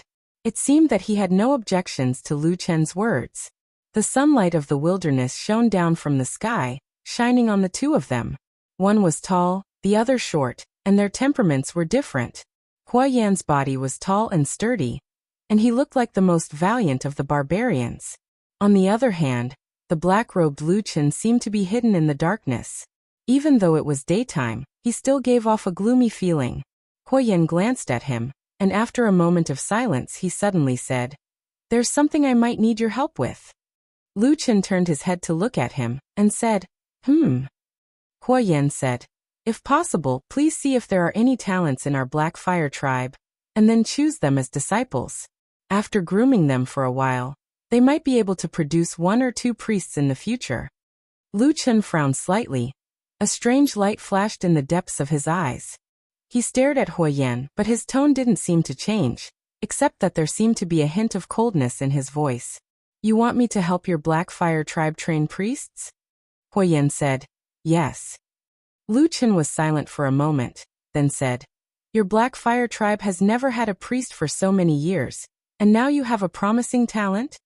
Huoyan shook his head and sighed. "Our Black Fire tribe hasn't had a priest for at least a few hundred years. In the past few years, of course we have carefully searched the tribe, but we couldn't find anyone with the potential to become a priest." At this point he paused for a moment, and his face looked somewhat calm. He continued, "But according to what I know, in the past, when choosing a priest disciple, it was always the previous generations of priests who chose from within the tribe. Legend has it that only priests can truly sense the witchcraft's spiritual power emitted from a tribe member with potential. As for us mortals, no matter how hard we try, it is very difficult to sense. So, I can only ask for your help in this matter." Huoyan looked at Lu Chun, a trace of sincerity on his face. Lu Chun's expression didn't seem to change, but after a moment, he faintly smiled, and a trace of ridicule flashed in the depths of his eyes. He said, "You can trust me on such an important matter?" Huoyan didn't say anything. Beside the two of them, the atmosphere seemed to have suddenly turned cold. Just as the atmosphere became slightly tense, a figure suddenly appeared in the distance. After a moment, someone came over to report that the people from the Ghost Fox tribe had arrived. This news temporarily broke the cold atmosphere between Lu Chun and Huoyan. Huoyan nodded, and ordered people to bring those people over. The group of people that came were the elite warriors of the Ghost Fox tribe. The one leading them was their tribe leader, but there were only 2 people following behind him. Bringing so few guards into the territory of the Black Fire tribe, it was obvious that the Ghost Fox tribe leader understood that even if he brought a lot of people, it wouldn't be of much use. But when the Ghost Fox tribe leader saw the people of the Black Fire tribe, his pupils couldn't help but shrink, and the muscles on his face slightly twisted. This was because there were at least 70 to 80 barbarian warriors of the Black Fire tribe following Huoyan and Lu Chun. From the looks of it, they were all people who had Black Fire runes inscribed on them. In other words, as long as the Black Fire tribe wanted to, all the warriors present could immediately enter a demonic state. Just the strength of the Black Fire tribe gathered here was more than enough to destroy the Ghost Fox tribe. They could even start a war with the remaining Thunder Lizard tribe and Ghost Fox tribe. It was hard to say who would win. The Ghost Fox tribe leader fiercely cursed in his heart, hating the unfairness of the gods. How did the Black Fire tribe suddenly become so powerful? But the situation was beyond his control. No matter what, he didn't dare to openly say these words. Instead, he laughed along the way, and walked in front of Huoyan and Lu Chun with quick steps. "Long time no see, brother Huoyan." The Ghost Fox tribe leader opened his arms, as if he wanted a firm hug. Huoyan stretched out a hand to block the Ghost Fox tribe leader's outstretched arm. His expression was indifferent and somewhat distant. It was obvious that he didn't like the words brother at all. However, the Ghost Fox tribe leader didn't show any awkwardness. He laughed, turned around, and nodded to Lu Chen with a smile. Lord Priest, since we last met, you've really made people look at you in a new light. The other tribes had also seen Lu Chen's origins on the day of the Five Tribes battle. At that time, there were many who wanted to kill him. But no one would have thought that in such a short period of time, this human could actually increase the strength of the Black Fire tribe by so much. If he had known earlier, he would have killed this scourge that day no matter what. The Ghost Fox tribe leader thought bitterly in his heart, but he still smiled at Lu Chen wholeheartedly. Lu Chen had a whole new level of respect for the Ghost Fox tribe leader. After he came to the southern wilderness, he had seen many barbarians. Most of them were straightforward, violent, brave, and lacking in calmness. Among them, Hua Yan, who was somewhat scheming, was an exception. However, even Hua Yan couldn't do what this Ghost Fox clan leader did. In comparison, this Ghost Fox clan leader seemed more like a two-faced and scheming human. This made Lu Chen, who had been immersed in this treacherous and dangerous atmosphere since he was young, feel a sense of familiarity and closeness from this Ghost Fox clan leader. Tribe leader, how have you been? Lu Chen said to the Ghost Fox tribe leader with a smile. This smile diluted the cold and dark aura on his body. The Ghost Fox tribe leader smiled and said, "We brothers are just meeting each other. Why make such a big scene and bring so many people? There's no need." Hua Yan still kept a straight face and didn't speak. But Lu Chen said to the Ghost Fox tribe leader, "Actually, we just wanted to show you our strength, to prove that we didn't lie." As he said this, he pointed to the Black Fire tribe's warriors who were eyeing them like tigers and wolves, and said calmly, "We said that we will destroy your Ghost Fox tribe, so we will definitely destroy it." The Ghost Fox tribe leader's face stiffened and his face sank. He sneered and said, "Although you are powerful now, if you go too far, we will join forces with the Thunder Lizard tribe. Even if you can defeat us, your strength will be greatly damaged." Lu Chen shook his head and said, "No, we can easily kill you all." "You." The Ghost Fox tribe leader was speechless for a moment, and his face was livid. Lu Chen walked to his side and said, "Since the tribe leader is here today, you naturally know what to do. As for the Black Fire tribe, we can't really force you too much. So, as long as you do us a favor, your future treatment. Yes, I mean at least you and your family will definitely not have to worry." The Ghost Fox tribe leader was furious and shouted, "Who do you think I am?" Then he paused and said, "If you have something to say it quickly." Lu Chen smiled and lowered his voice to whisper in his ear.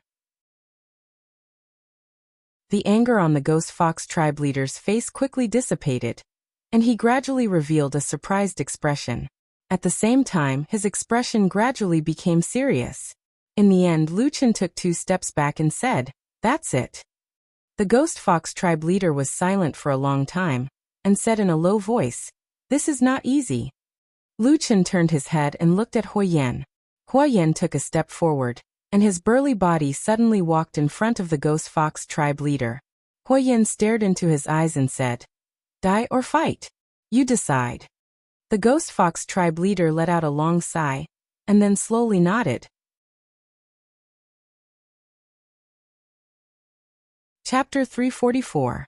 In the end, the Ghost Fox tribe leader quietly left. The people of the Black Fire tribe began to return to the camp. Hua Yan and Lu Chen walked together, but for some reason, the two did not speak. The feeling of seamless cooperation in front of the Ghost Fox tribe leader and the others suddenly became unfamiliar. This atmosphere was quickly noticed by the surrounding people. Iron Bear, Black Bull, and the other trusted generals of the Black Fire tribe secretly glanced at them from time to time. But from beginning to end, no one dared to come up and say anything. Only when they saw the shadow of the camp and could even see the outline of the stone houses did Hua Yan suddenly say, "Do you have any misgivings or thoughts in your heart?" Lu Chen lightly said, "No." Hua Yan snorted and said, "Since that's the case, it's not difficult to help us cultivate 1 or 2 talents. Can't you help me with this?" Lu Chen's expression was calm. It was as if he did not feel the trace of anger that was faintly suppressed in Hua Yan's words. Or perhaps he had simply turned a blind eye to it. He said, "Why, do you think that I owe you something?" When Lu Chen said this, he did not deliberately lower his voice, and even had a hint of a sneer. As soon as these words came out, the people closest to them, such as Iron Bear and Black Bull, also heard it. For a moment, their faces all changed. Hui Yan's face turned ashen. He suddenly stopped, and his huge eyes revealed a hint of fierceness. He stared at Lu Chen and said in a low voice, "What do you mean by this?" Lu Chen did not show any fear. He also stopped and met Hui Yan's gaze. He said, "Oh, you don't understand what I mean?" When the two of them suddenly stopped, the surrounding troops immediately fell into a small commotion. First, the guards at the side stopped, and then the warriors further away also reacted and stopped. However, Tai Xiong and He Nio's expressions turned grave when they heard these words. They immediately commanded their subordinates to surround the two leaders who were at loggerheads with swords drawn. Then, everyone retreated at least 100 meters away. No matter what, if a tribe leader and a priest were to quarrel in public, it would really be somewhat shocking. Hui Yan also felt that something was wrong. Just as he was about to turn around and give orders, he saw that Iron Bear, Black Bull, and the others had already taken the initiative to withdraw their subordinates far away. Only then did he heave a sigh of relief. With a hint of admiration in his eyes, he nodded at the two. Then his expression turned serious again. He turned his head and stared at Lu Chen for a long time, then slowly said, "So you still bear a grudge in your heart?" Lu Chen's expression was indifferent. He waved his hand and said, "I don't hold a grudge, but you have to remember that from the beginning, I never wanted to be a priest. It was you who used the secret of returning to the north to force me to do it. I had no choice." At this point, he laughed coldly and said, "I will naturally strive to do what I promised you. But if you still want me to be completely loyal to you or the Black Fire tribe, and to do my utmost, that is also the ravings of a lunatic." Hui Yan's face first flashed with anger. His fangs bared, like a monster that was so angry that it wanted to eat a human. But then he slowly suppressed it. After a while, the anger on his face gradually disappeared, and was replaced by a wave of bitterness and helplessness. He smiled bitterly and walked in front of Lu Chen, standing shoulder to shoulder with him. Looking at the towering buildings of the Black Fire camp in the distance, he suddenly sighed and said, "I don't know if you believe me or not, but from the beginning to the end, I really have no ill intentions towards you. Everything that I have done is not for myself, but more for the sake of the tribe's prosperity." Lu Chen did not speak.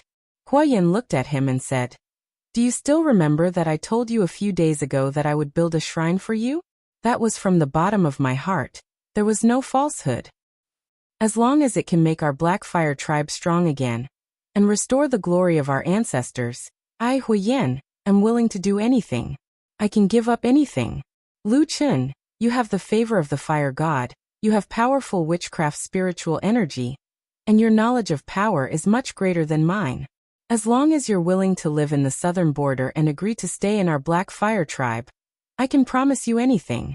You can take whatever you want from our tribe. Even my position as the tribe leader will be yours to decide." Hui Yan stared at Lu Chen and took a deep breath. His face was solemn, and with some determination he said, "These are all words from the bottom of my heart. There is no falsehood." Under Hui Yan's piercing gaze, Lu Chen was silent for a moment, but he shook his head and said, "I am not interested in your position as the tribe leader, I just want to go home." Saying this, he turned around and walked towards the Black Fire camp. Hui Yan stared at Lu Chen's back with a complicated expression, his brows tightly knitted. The surrounding barbarian warriors did not know what was going on between the two of them, and did not dare to rashly approach. But after a while, a white-haired old man suddenly walked out from the crowd. It was White Eagle, and he quickly walked to Hui Yan's side. "How is it?" White Eagle asked. Hui Yan shook his head slightly, and White Eagle's expression immediately changed. But Hui Yan immediately lowered his voice and said a few words to him, most likely repeating Lu Chen's answer. After hearing this, White Eagle's expression slightly relaxed, and he pondered for a moment before saying, "If this is really the case, then this person does not have any other thoughts about the power of our tribe. This is also a good thing. Huo Yan sighed and said, "It's a pity that I can't use him." White Eagle comforted him. "Lu Chen is after all a human, and not of our tribe. In fact, even if he really wants to join us, there will always be many twists and turns in the process. This is also good. As for the matter of training the next priest, there is no hurry. I don't think he has completely made up his mind. Wait for a period of time, then find an opportunity to talk to him." Huo Yan nodded slowly and said, "That is the only way." The main force of the Black Fire tribe returned to the camp in high spirits, majestic and imposing, revealing a vigorous and ferocious aura, as if they wanted to find someone to kill at any time. The fierceness hidden deep within the bodies of these barbarian race warriors had become more and more obvious these days. And among these tall and ferocious barbarians, the black-robed priest Lu Chen was obviously a rather unusual existence. When he walked through the crowd, he was clearly out of place with the passionate and energetic barbarian warriors around him. But most of the barbarians were still full of respect for him, and kept a sufficient distance from this wizard. When Lu Chen returned to his own stone house, everything seemed to have quietened down again. The darkness here always seemed to be able to isolate the outside world. Atsu ran out of the house and kept rubbing against Lu Chen's side, looking a little dissatisfied but very affectionate. Lu Chen laughed and reached out to pat its head, saying, all right, I got it. I will definitely bring you next time. This time, the main point is not to fight or kill, it is just to scare people." As he said that, he looked around, but found that Yezi was not in the stone house at the moment, and he did not know where she went. But Lu Chen did not care too much. In fact, most of the time he did not pay much attention to this barbarian girl, but occasionally when she suddenly disappeared, it was probably because he was used to her figure in the house, and he actually felt a little uncomfortable. Lu Chen shook his head, walked into the depths of the stone house with Atsu, and sat down. He quietly looked at the darkness in front of him. His face was calm, or perhaps a little lonely. Atsu seemed to feel something and came over, putting its head on his knee. Lu Chen did not look down at it, but reached out to stroke the fur on the head of Atsu. After a moment, his voice floated faintly from the darkness, saying, "I really want to go back, Atsu. But after I said that, I suddenly realized that even if I go back, I will not have a home." Home? His voice gradually became lower. 9 days later, the situation in the northern part of the southern wilderness rose again. Among the 3 remaining tribes, the Thunder Lizard tribe and the Ghost Fox tribe announced an alliance of blood, and reported to the gods of heaven and earth that the Black Fire tribe had committed countless evil deeds. The 2 tribes swore to be brothers of life and death, and would receive the blessings of the gods to slaughter this evil tribe in one fell swoop. In this way, the final battle of this land began.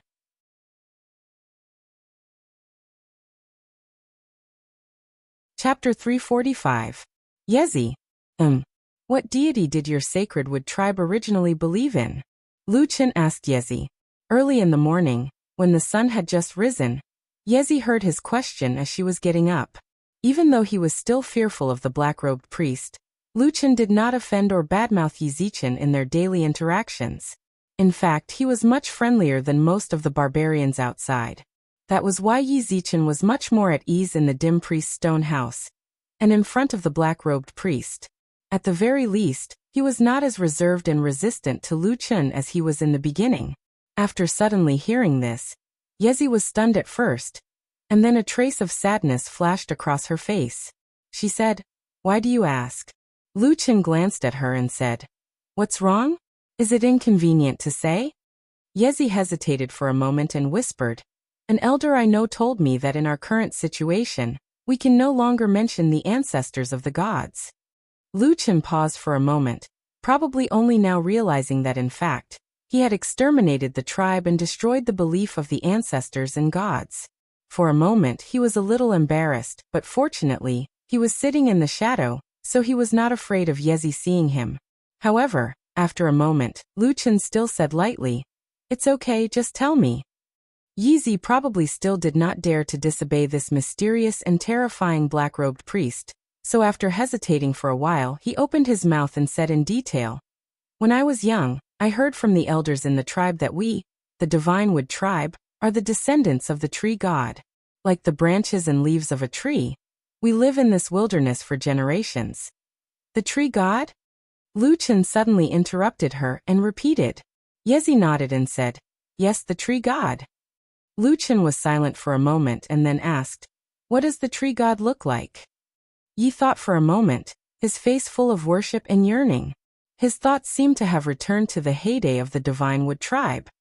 Well, according to the legend of the tribe, when the world was first born, there was a divine tree that stood between heaven and earth. It was the ancestor of all things, the source of all living beings in the world. The branches, leaves, and crown of the tree of God covered the entire vast land of the divine land. Every leaf was alive, and every seed it bore turned into a different barbarian.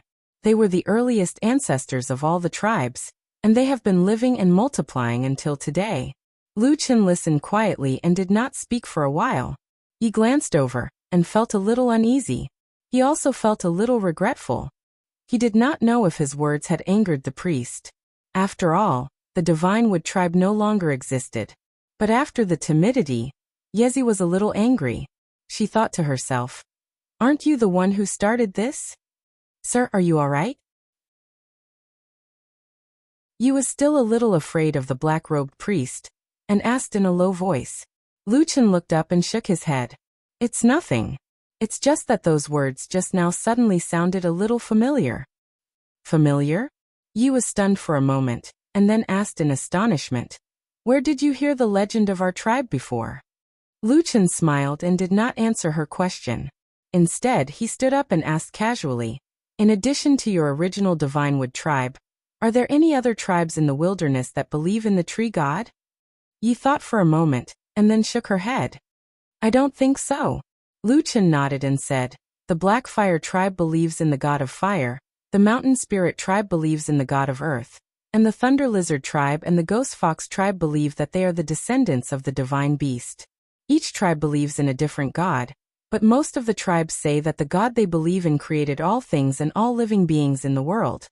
He slowly walked up to Yi, looked down at her, and asked calmly, why do you think this is so? Yi had probably never been asked this question before. For a moment, she was a little tongue-tied. After a while she said, I don't know. Lu Chen said, then which one do you believe in? Yi said without hesitation, of course I believe in the tree god of my tribe. As soon as she finished speaking, she suddenly remembered the current situation. The divine wood tribe had been destroyed, and the god that she once believed in had long been abandoned. For a moment, Yi was at a loss. Lu Chen stared at her and slowly squatted down in front of her. Yi was a little scared by the black-robed priest's gaze. She subconsciously shrank back and murmured, What are you doing? It seems that you still remember the original tribe in your heart. He confirmed as if nothing had happened. Yi's heart suddenly sank, and her whole face turned pale. She lowered her head, trying to suppress the fear in her heart and beg for mercy from this terrible black-robed priest. At the same time, she even thought of the day when the divine wood tribe was destroyed, and the painful scene of the people who died tragically in the black fire appeared in her mind. She suddenly realized that this person was still the most terrible demon. It turned out that these days, his kindness only made her let down her guard a little. Deep in her heart, she was still so afraid. The barbarian girl's body trembled as she stared at Lu Chen's palm. She felt that the terrible black fire would rise from it in the next moment, and then engulf her. Perhaps before that, the almost boundless fear was about to engulf her. Lu Chen left the priest's stone house. Of course, he did not do anything to Yi before this. The barbarian girl looked obviously frightened, and Lu Chen could roughly understand the reason. Lu Chen felt a little helpless about the terrible image he left on the barbarians. However, this kind of thing could not be changed, and he had no intention of changing anything. However, before he left, he made it very clear to Yi that he did not care about this kind of thing. After listening to this, the barbarian girl seemed to be somewhat in disbelief, but she finally recovered from the state of being scared to death. Otherwise, Lu Chen really suspected that she would have been scared to death. But speaking of this, Lu Chen suddenly felt a little strange in his heart. He thought, aren't the barbarians known for their bravery and fierceness? Even if she is not a man, the barbarian girl should not be so fragile, nor should she have such a sensitive temperament. Or is it because I have too little contact with barbarian girls, and don't understand them at all? Thinking about it, ever since he came to the southern wilderness, it seemed that only one barbarian girl, Yi, had close contact with him.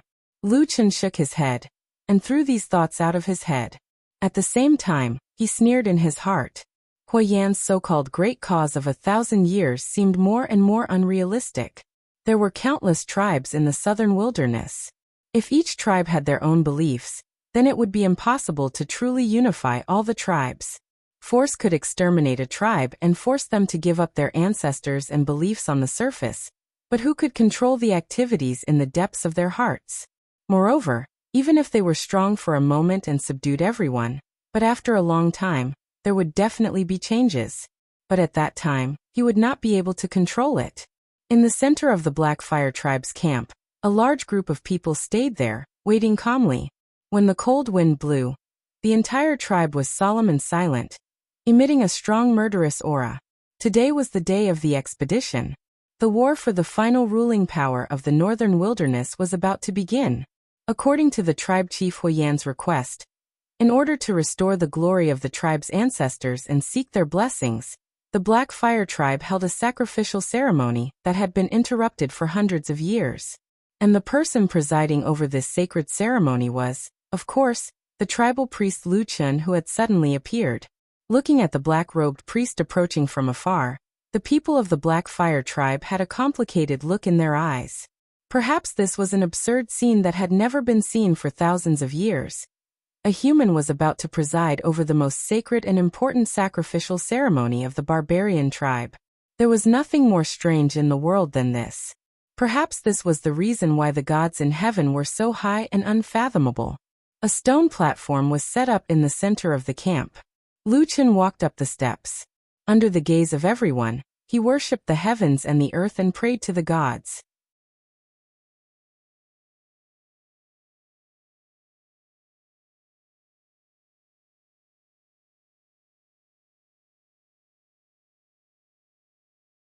Chapter 346.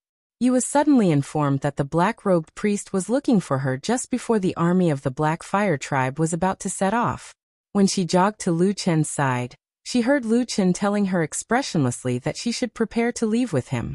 This request, or rather an order, attracted the attention of many barbarian warriors, and many gazes fell on Ye's shocked face. In the barbarian tribes, at least in the northern border region, fighting had always been the business of men. Warriors wielded weapons and fought on the battlefield for the sake of the tribe and glory. They would never allow women to follow them to the battlefield. Although this order was obviously against the unwritten rules of the barbarian tribes, no one stood up and said anything. It seemed that between the reverence of the black-robed priest and the abnormality of a little maid, most people valued the former more. Therefore, Yi was muddle-headed and involuntarily followed the army and left the Black Fire tribe. Although in the beginning, Lu Chen was very calm and seemed to have told Yi to prepare before leaving, in fact, it was a completely different matter. The entire army of the Black Fire tribe was ready to set off. Even the most important ritual had been held. Of course, with so many people, they wouldn't wait for an inconspicuous little maidservant. After the black-robed shaman finished speaking to her, he immediately left. Therefore, the little barbarian maid, who was at a loss and in a panic, had no time to pack up. In the end, she just grabbed a few pieces of clothing and ran over. Then, she followed beside Lu Chen with an aggrieved and nervous expression as they walked towards the unknown battlefield. There were very few barbarian women who had gone to the battlefield. Therefore, Yi felt very unfamiliar and a little afraid of being in the army. After all, she was surrounded by burly men who looked murderous. Moreover, most of these people were not her tribesmen who had grown up with her. Instead, they were the murderers who had slaughtered her tribe not long ago. Yi felt very nervous. Even breathing was a little difficult.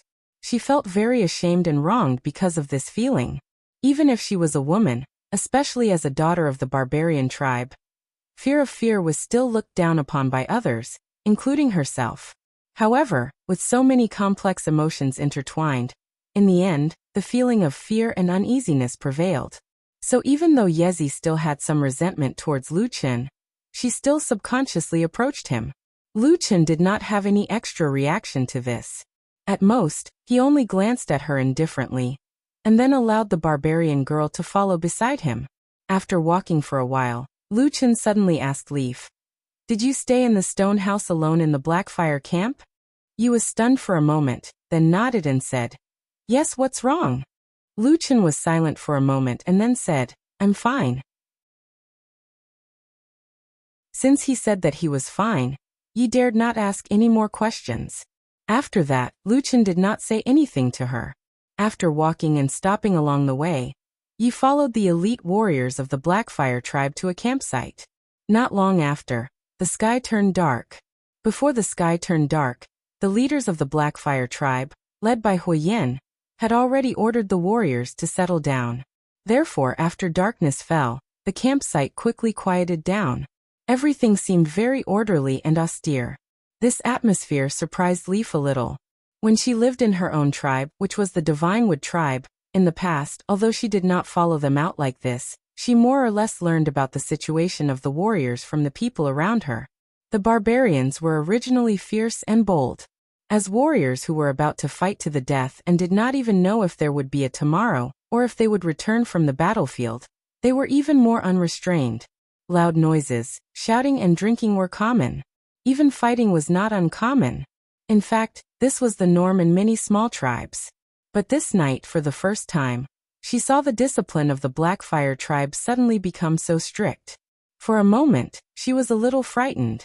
Although Yi didn't know much about these battles, he could clearly feel that the murderous intent of these cold and quiet people seemed to be far sharper than that of the clansmen's warriors that he had heard and seen before. She still stayed by Lu Chen's side because on this land and in this troop, apart from this black-robed priest, she did not know who else she could rely on. With her was the huge black wolf Atsu. This time Lu Chen also brought it out. But on this night, Atsu still looked a little lazy. It lay down by Lu Chen's side early and closed its eyes to sleep.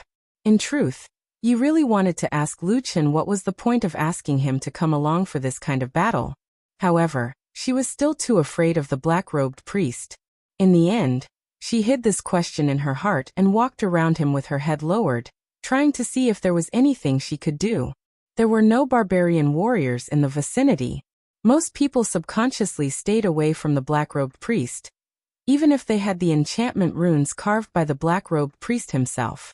It was in this silence that Lu Chen suddenly said to Leaf, "Sit down. We're here to fight, not to enjoy life. There's no need to be so busy." Leaf was speechless after hearing this. After a long while, she returned to Lu Chen's side and knelt down. She then plucked up her courage and asked, "Sir, if that's the case, why did you bring me here? If I don't clean up, I won't be of much use here." "It should be of some use." Lu Chen looked at her calmly and said, "I heard that when you barbarians are extremely hungry, you can eat people." Leaf's face turned pale. Her body trembled and she quickly said, No, there's no such thing. Sir, where did you hear this rumor?" "I've seen it." Lu Chen's eyes flashed slightly. It was as if he remembered what he had seen and heard in the dangerous land of chaos a long time ago. "You've seen it?" Leaf was stunned for a moment. Her face was full of doubt. It seemed that she really didn't believe it. Lu Chen smiled and didn't want to argue with her. He just lightly said, "Rest early. Otherwise, we might have to wake up early tomorrow." "Oh," Leaf agreed. She lay down not too far away from Lu Chen. At the same time, she secretly criticized in her heart. If the army hasn't reached their destination, of course they have to wake up early. You don't have to tell me that.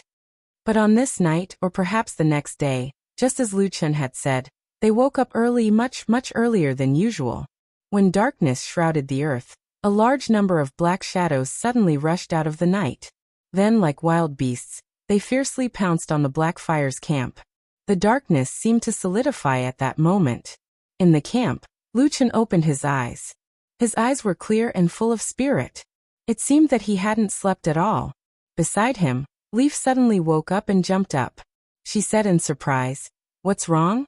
What's wrong?" But when she turned back to look at Lu Chen with a dependent and questioning gaze, She suddenly trembled and stood rooted to the ground. The black-robed priest was still sitting on the ground, but one of his hands was placed a foot in front of his chest. His palm was facing up. A black flame appeared in his palm and burned silently. Leaf held her breath and looked at the flame. Her body began to tremble. At the same time, the flame suddenly floated outward with a whoosh, like a person's finger, pointing in a certain direction. Luchan raised his cold eyes and stared at the nervous Leaf. After a moment he suddenly asked, "Is there anything strange in your lower abdomen?"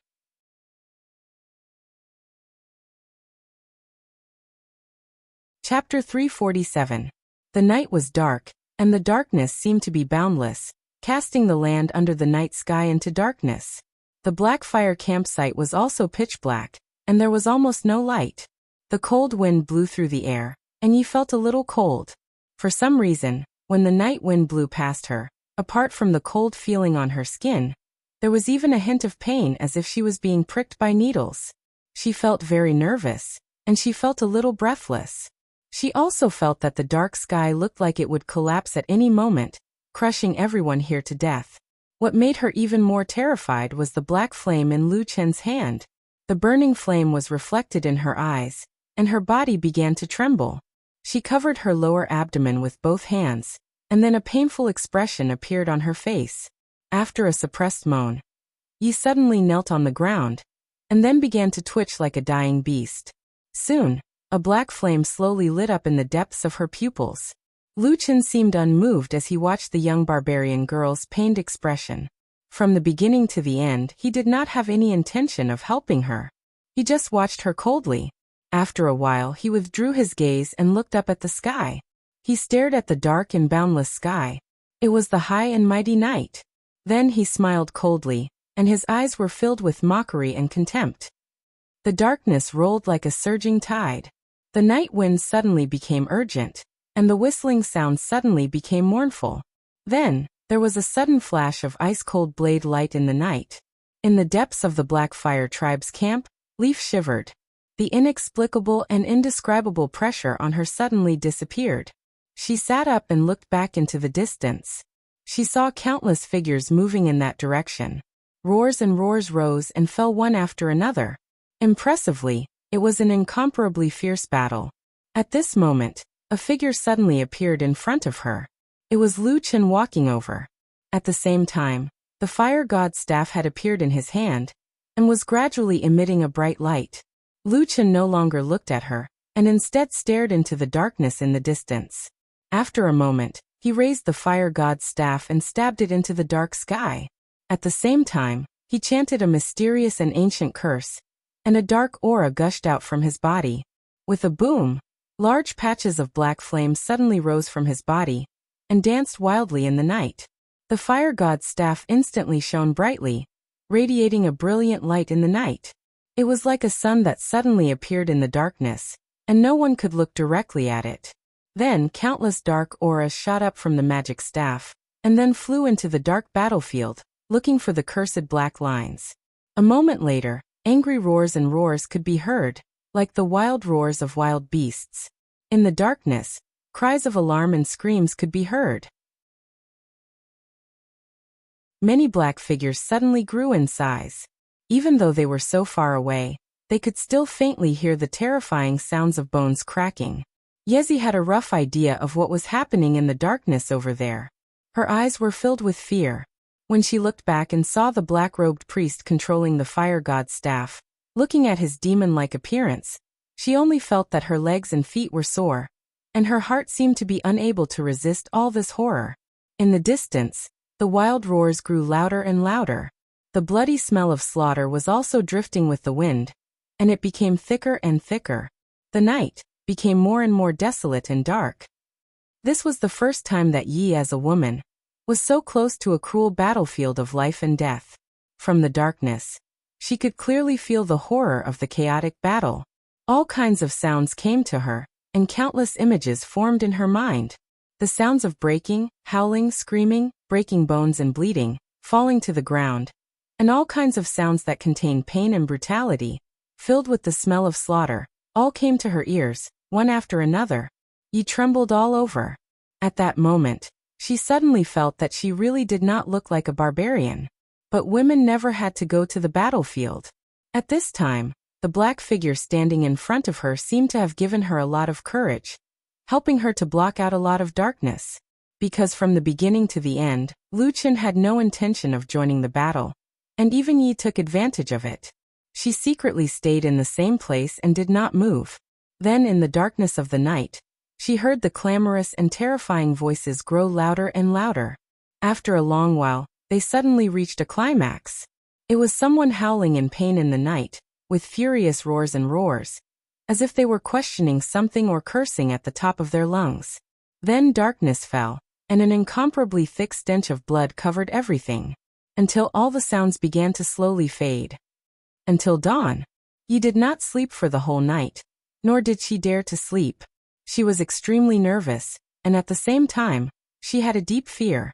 The pain of the extermination of her tribe was still haunting her for so long, and she could not forget it. When dawn came, everything finally settled. When the morning light shone from the horizon, a new day had begun in the human world, and a new chapter had opened in the wilderness.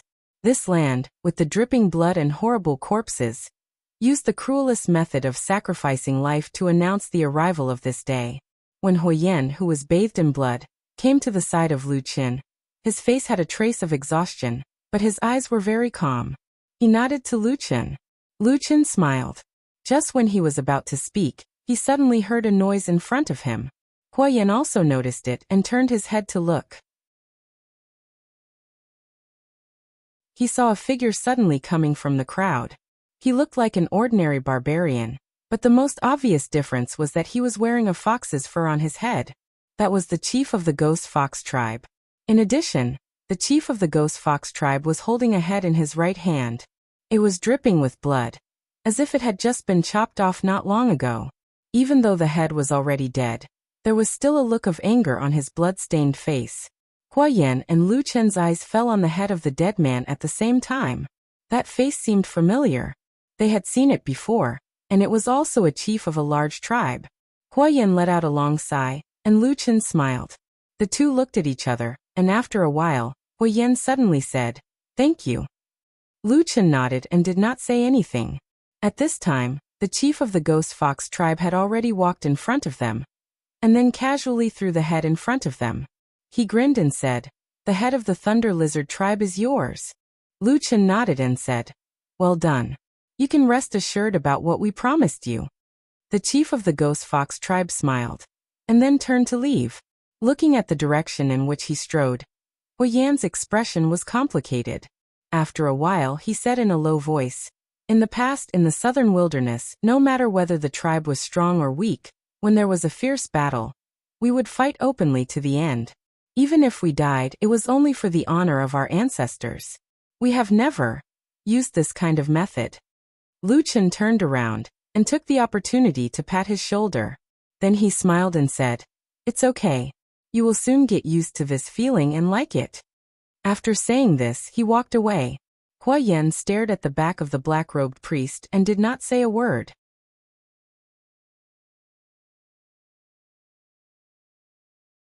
Chapter 348. In the barren northern part of the southern wilderness, the 5 tribes had maintained a delicate balance for at least 100 years.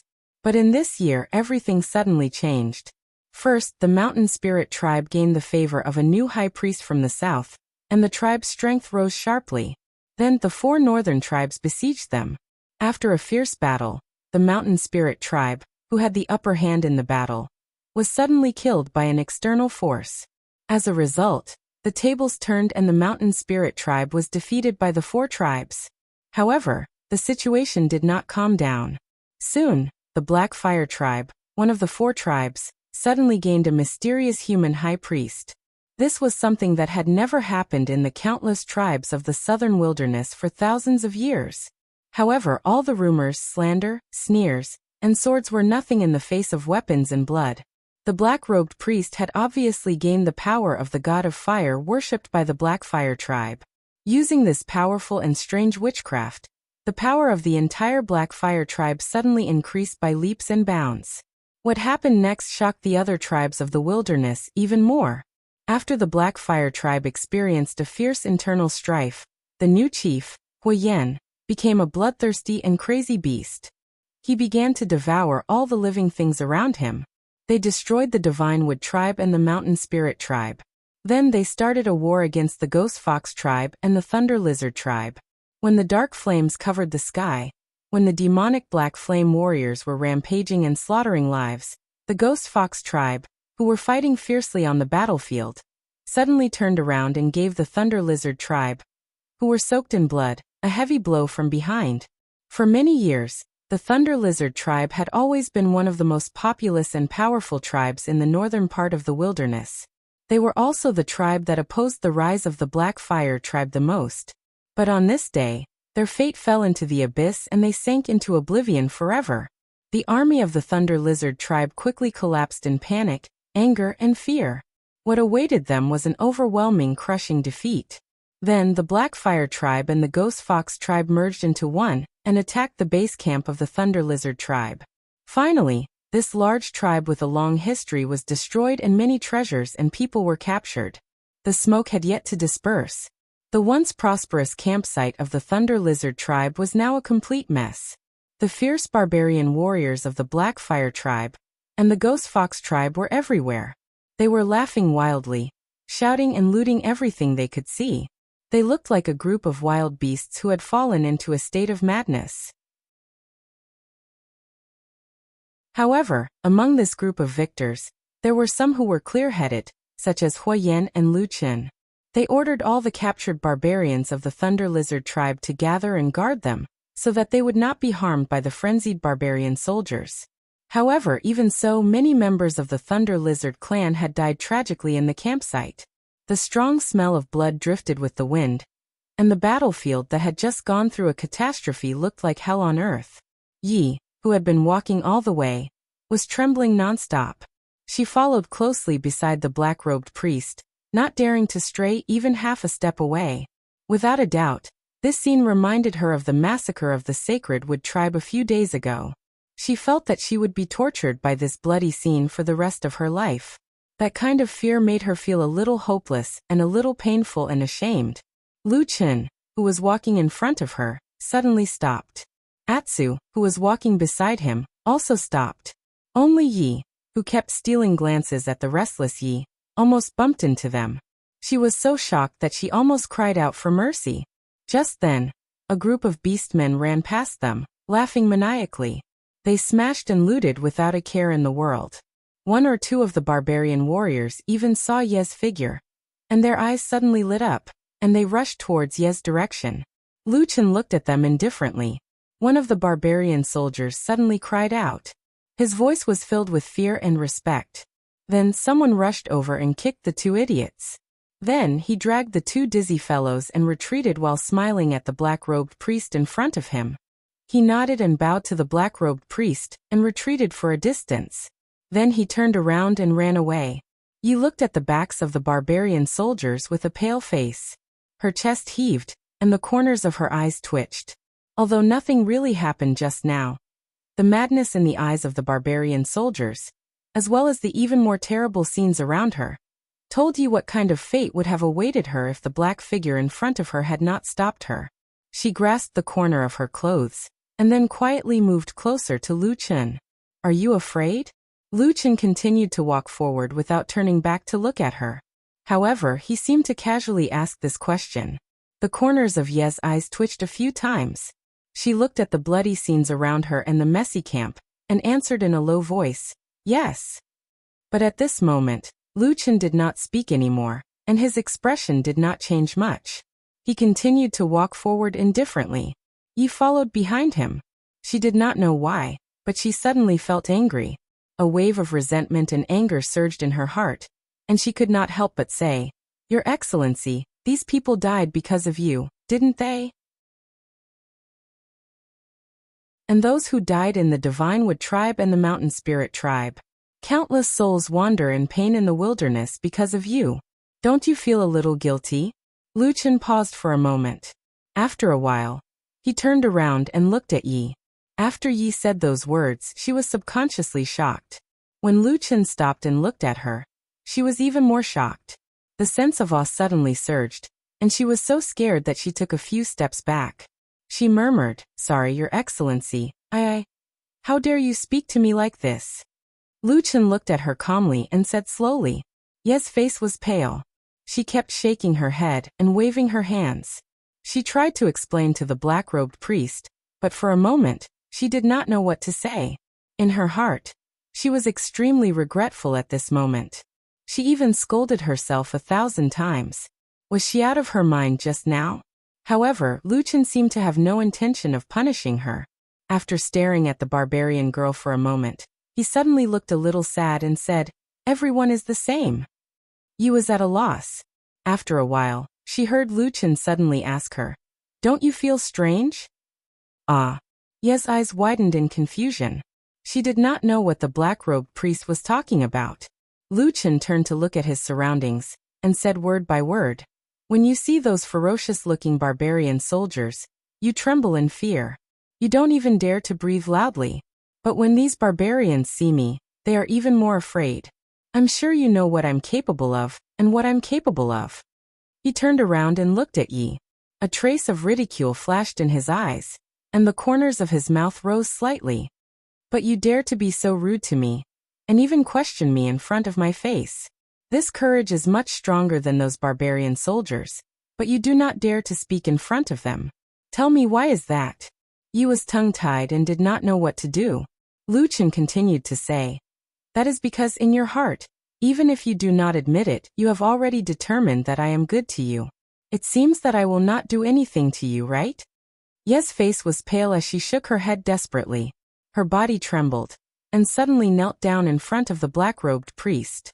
Then she kept kowtowing and said, "I was wrong, my lord, I was wrong. Please, please don't kill me. The human heart is the same. We will be in awe of strangers, but always like to be rude to those who are close to us." Lu Chen's expression did not seem to change. He just looked at Yi condescendingly, and then his black robe swayed, turned around and walked away. Blood and fire flowed and burned around him, and the darkness followed him like a shadow. Yi knelt on the ground, and after a long time, she raised her head and looked at the back of the dark figure going away. For a moment, she was at a loss. Then, as if she had suddenly lost all her balance, she suddenly sat down on her own feet. You're tuning in to the Echoes of the Heart YouTube channel. Don't forget to subscribe and join us on this journey to catch the most captivating stories.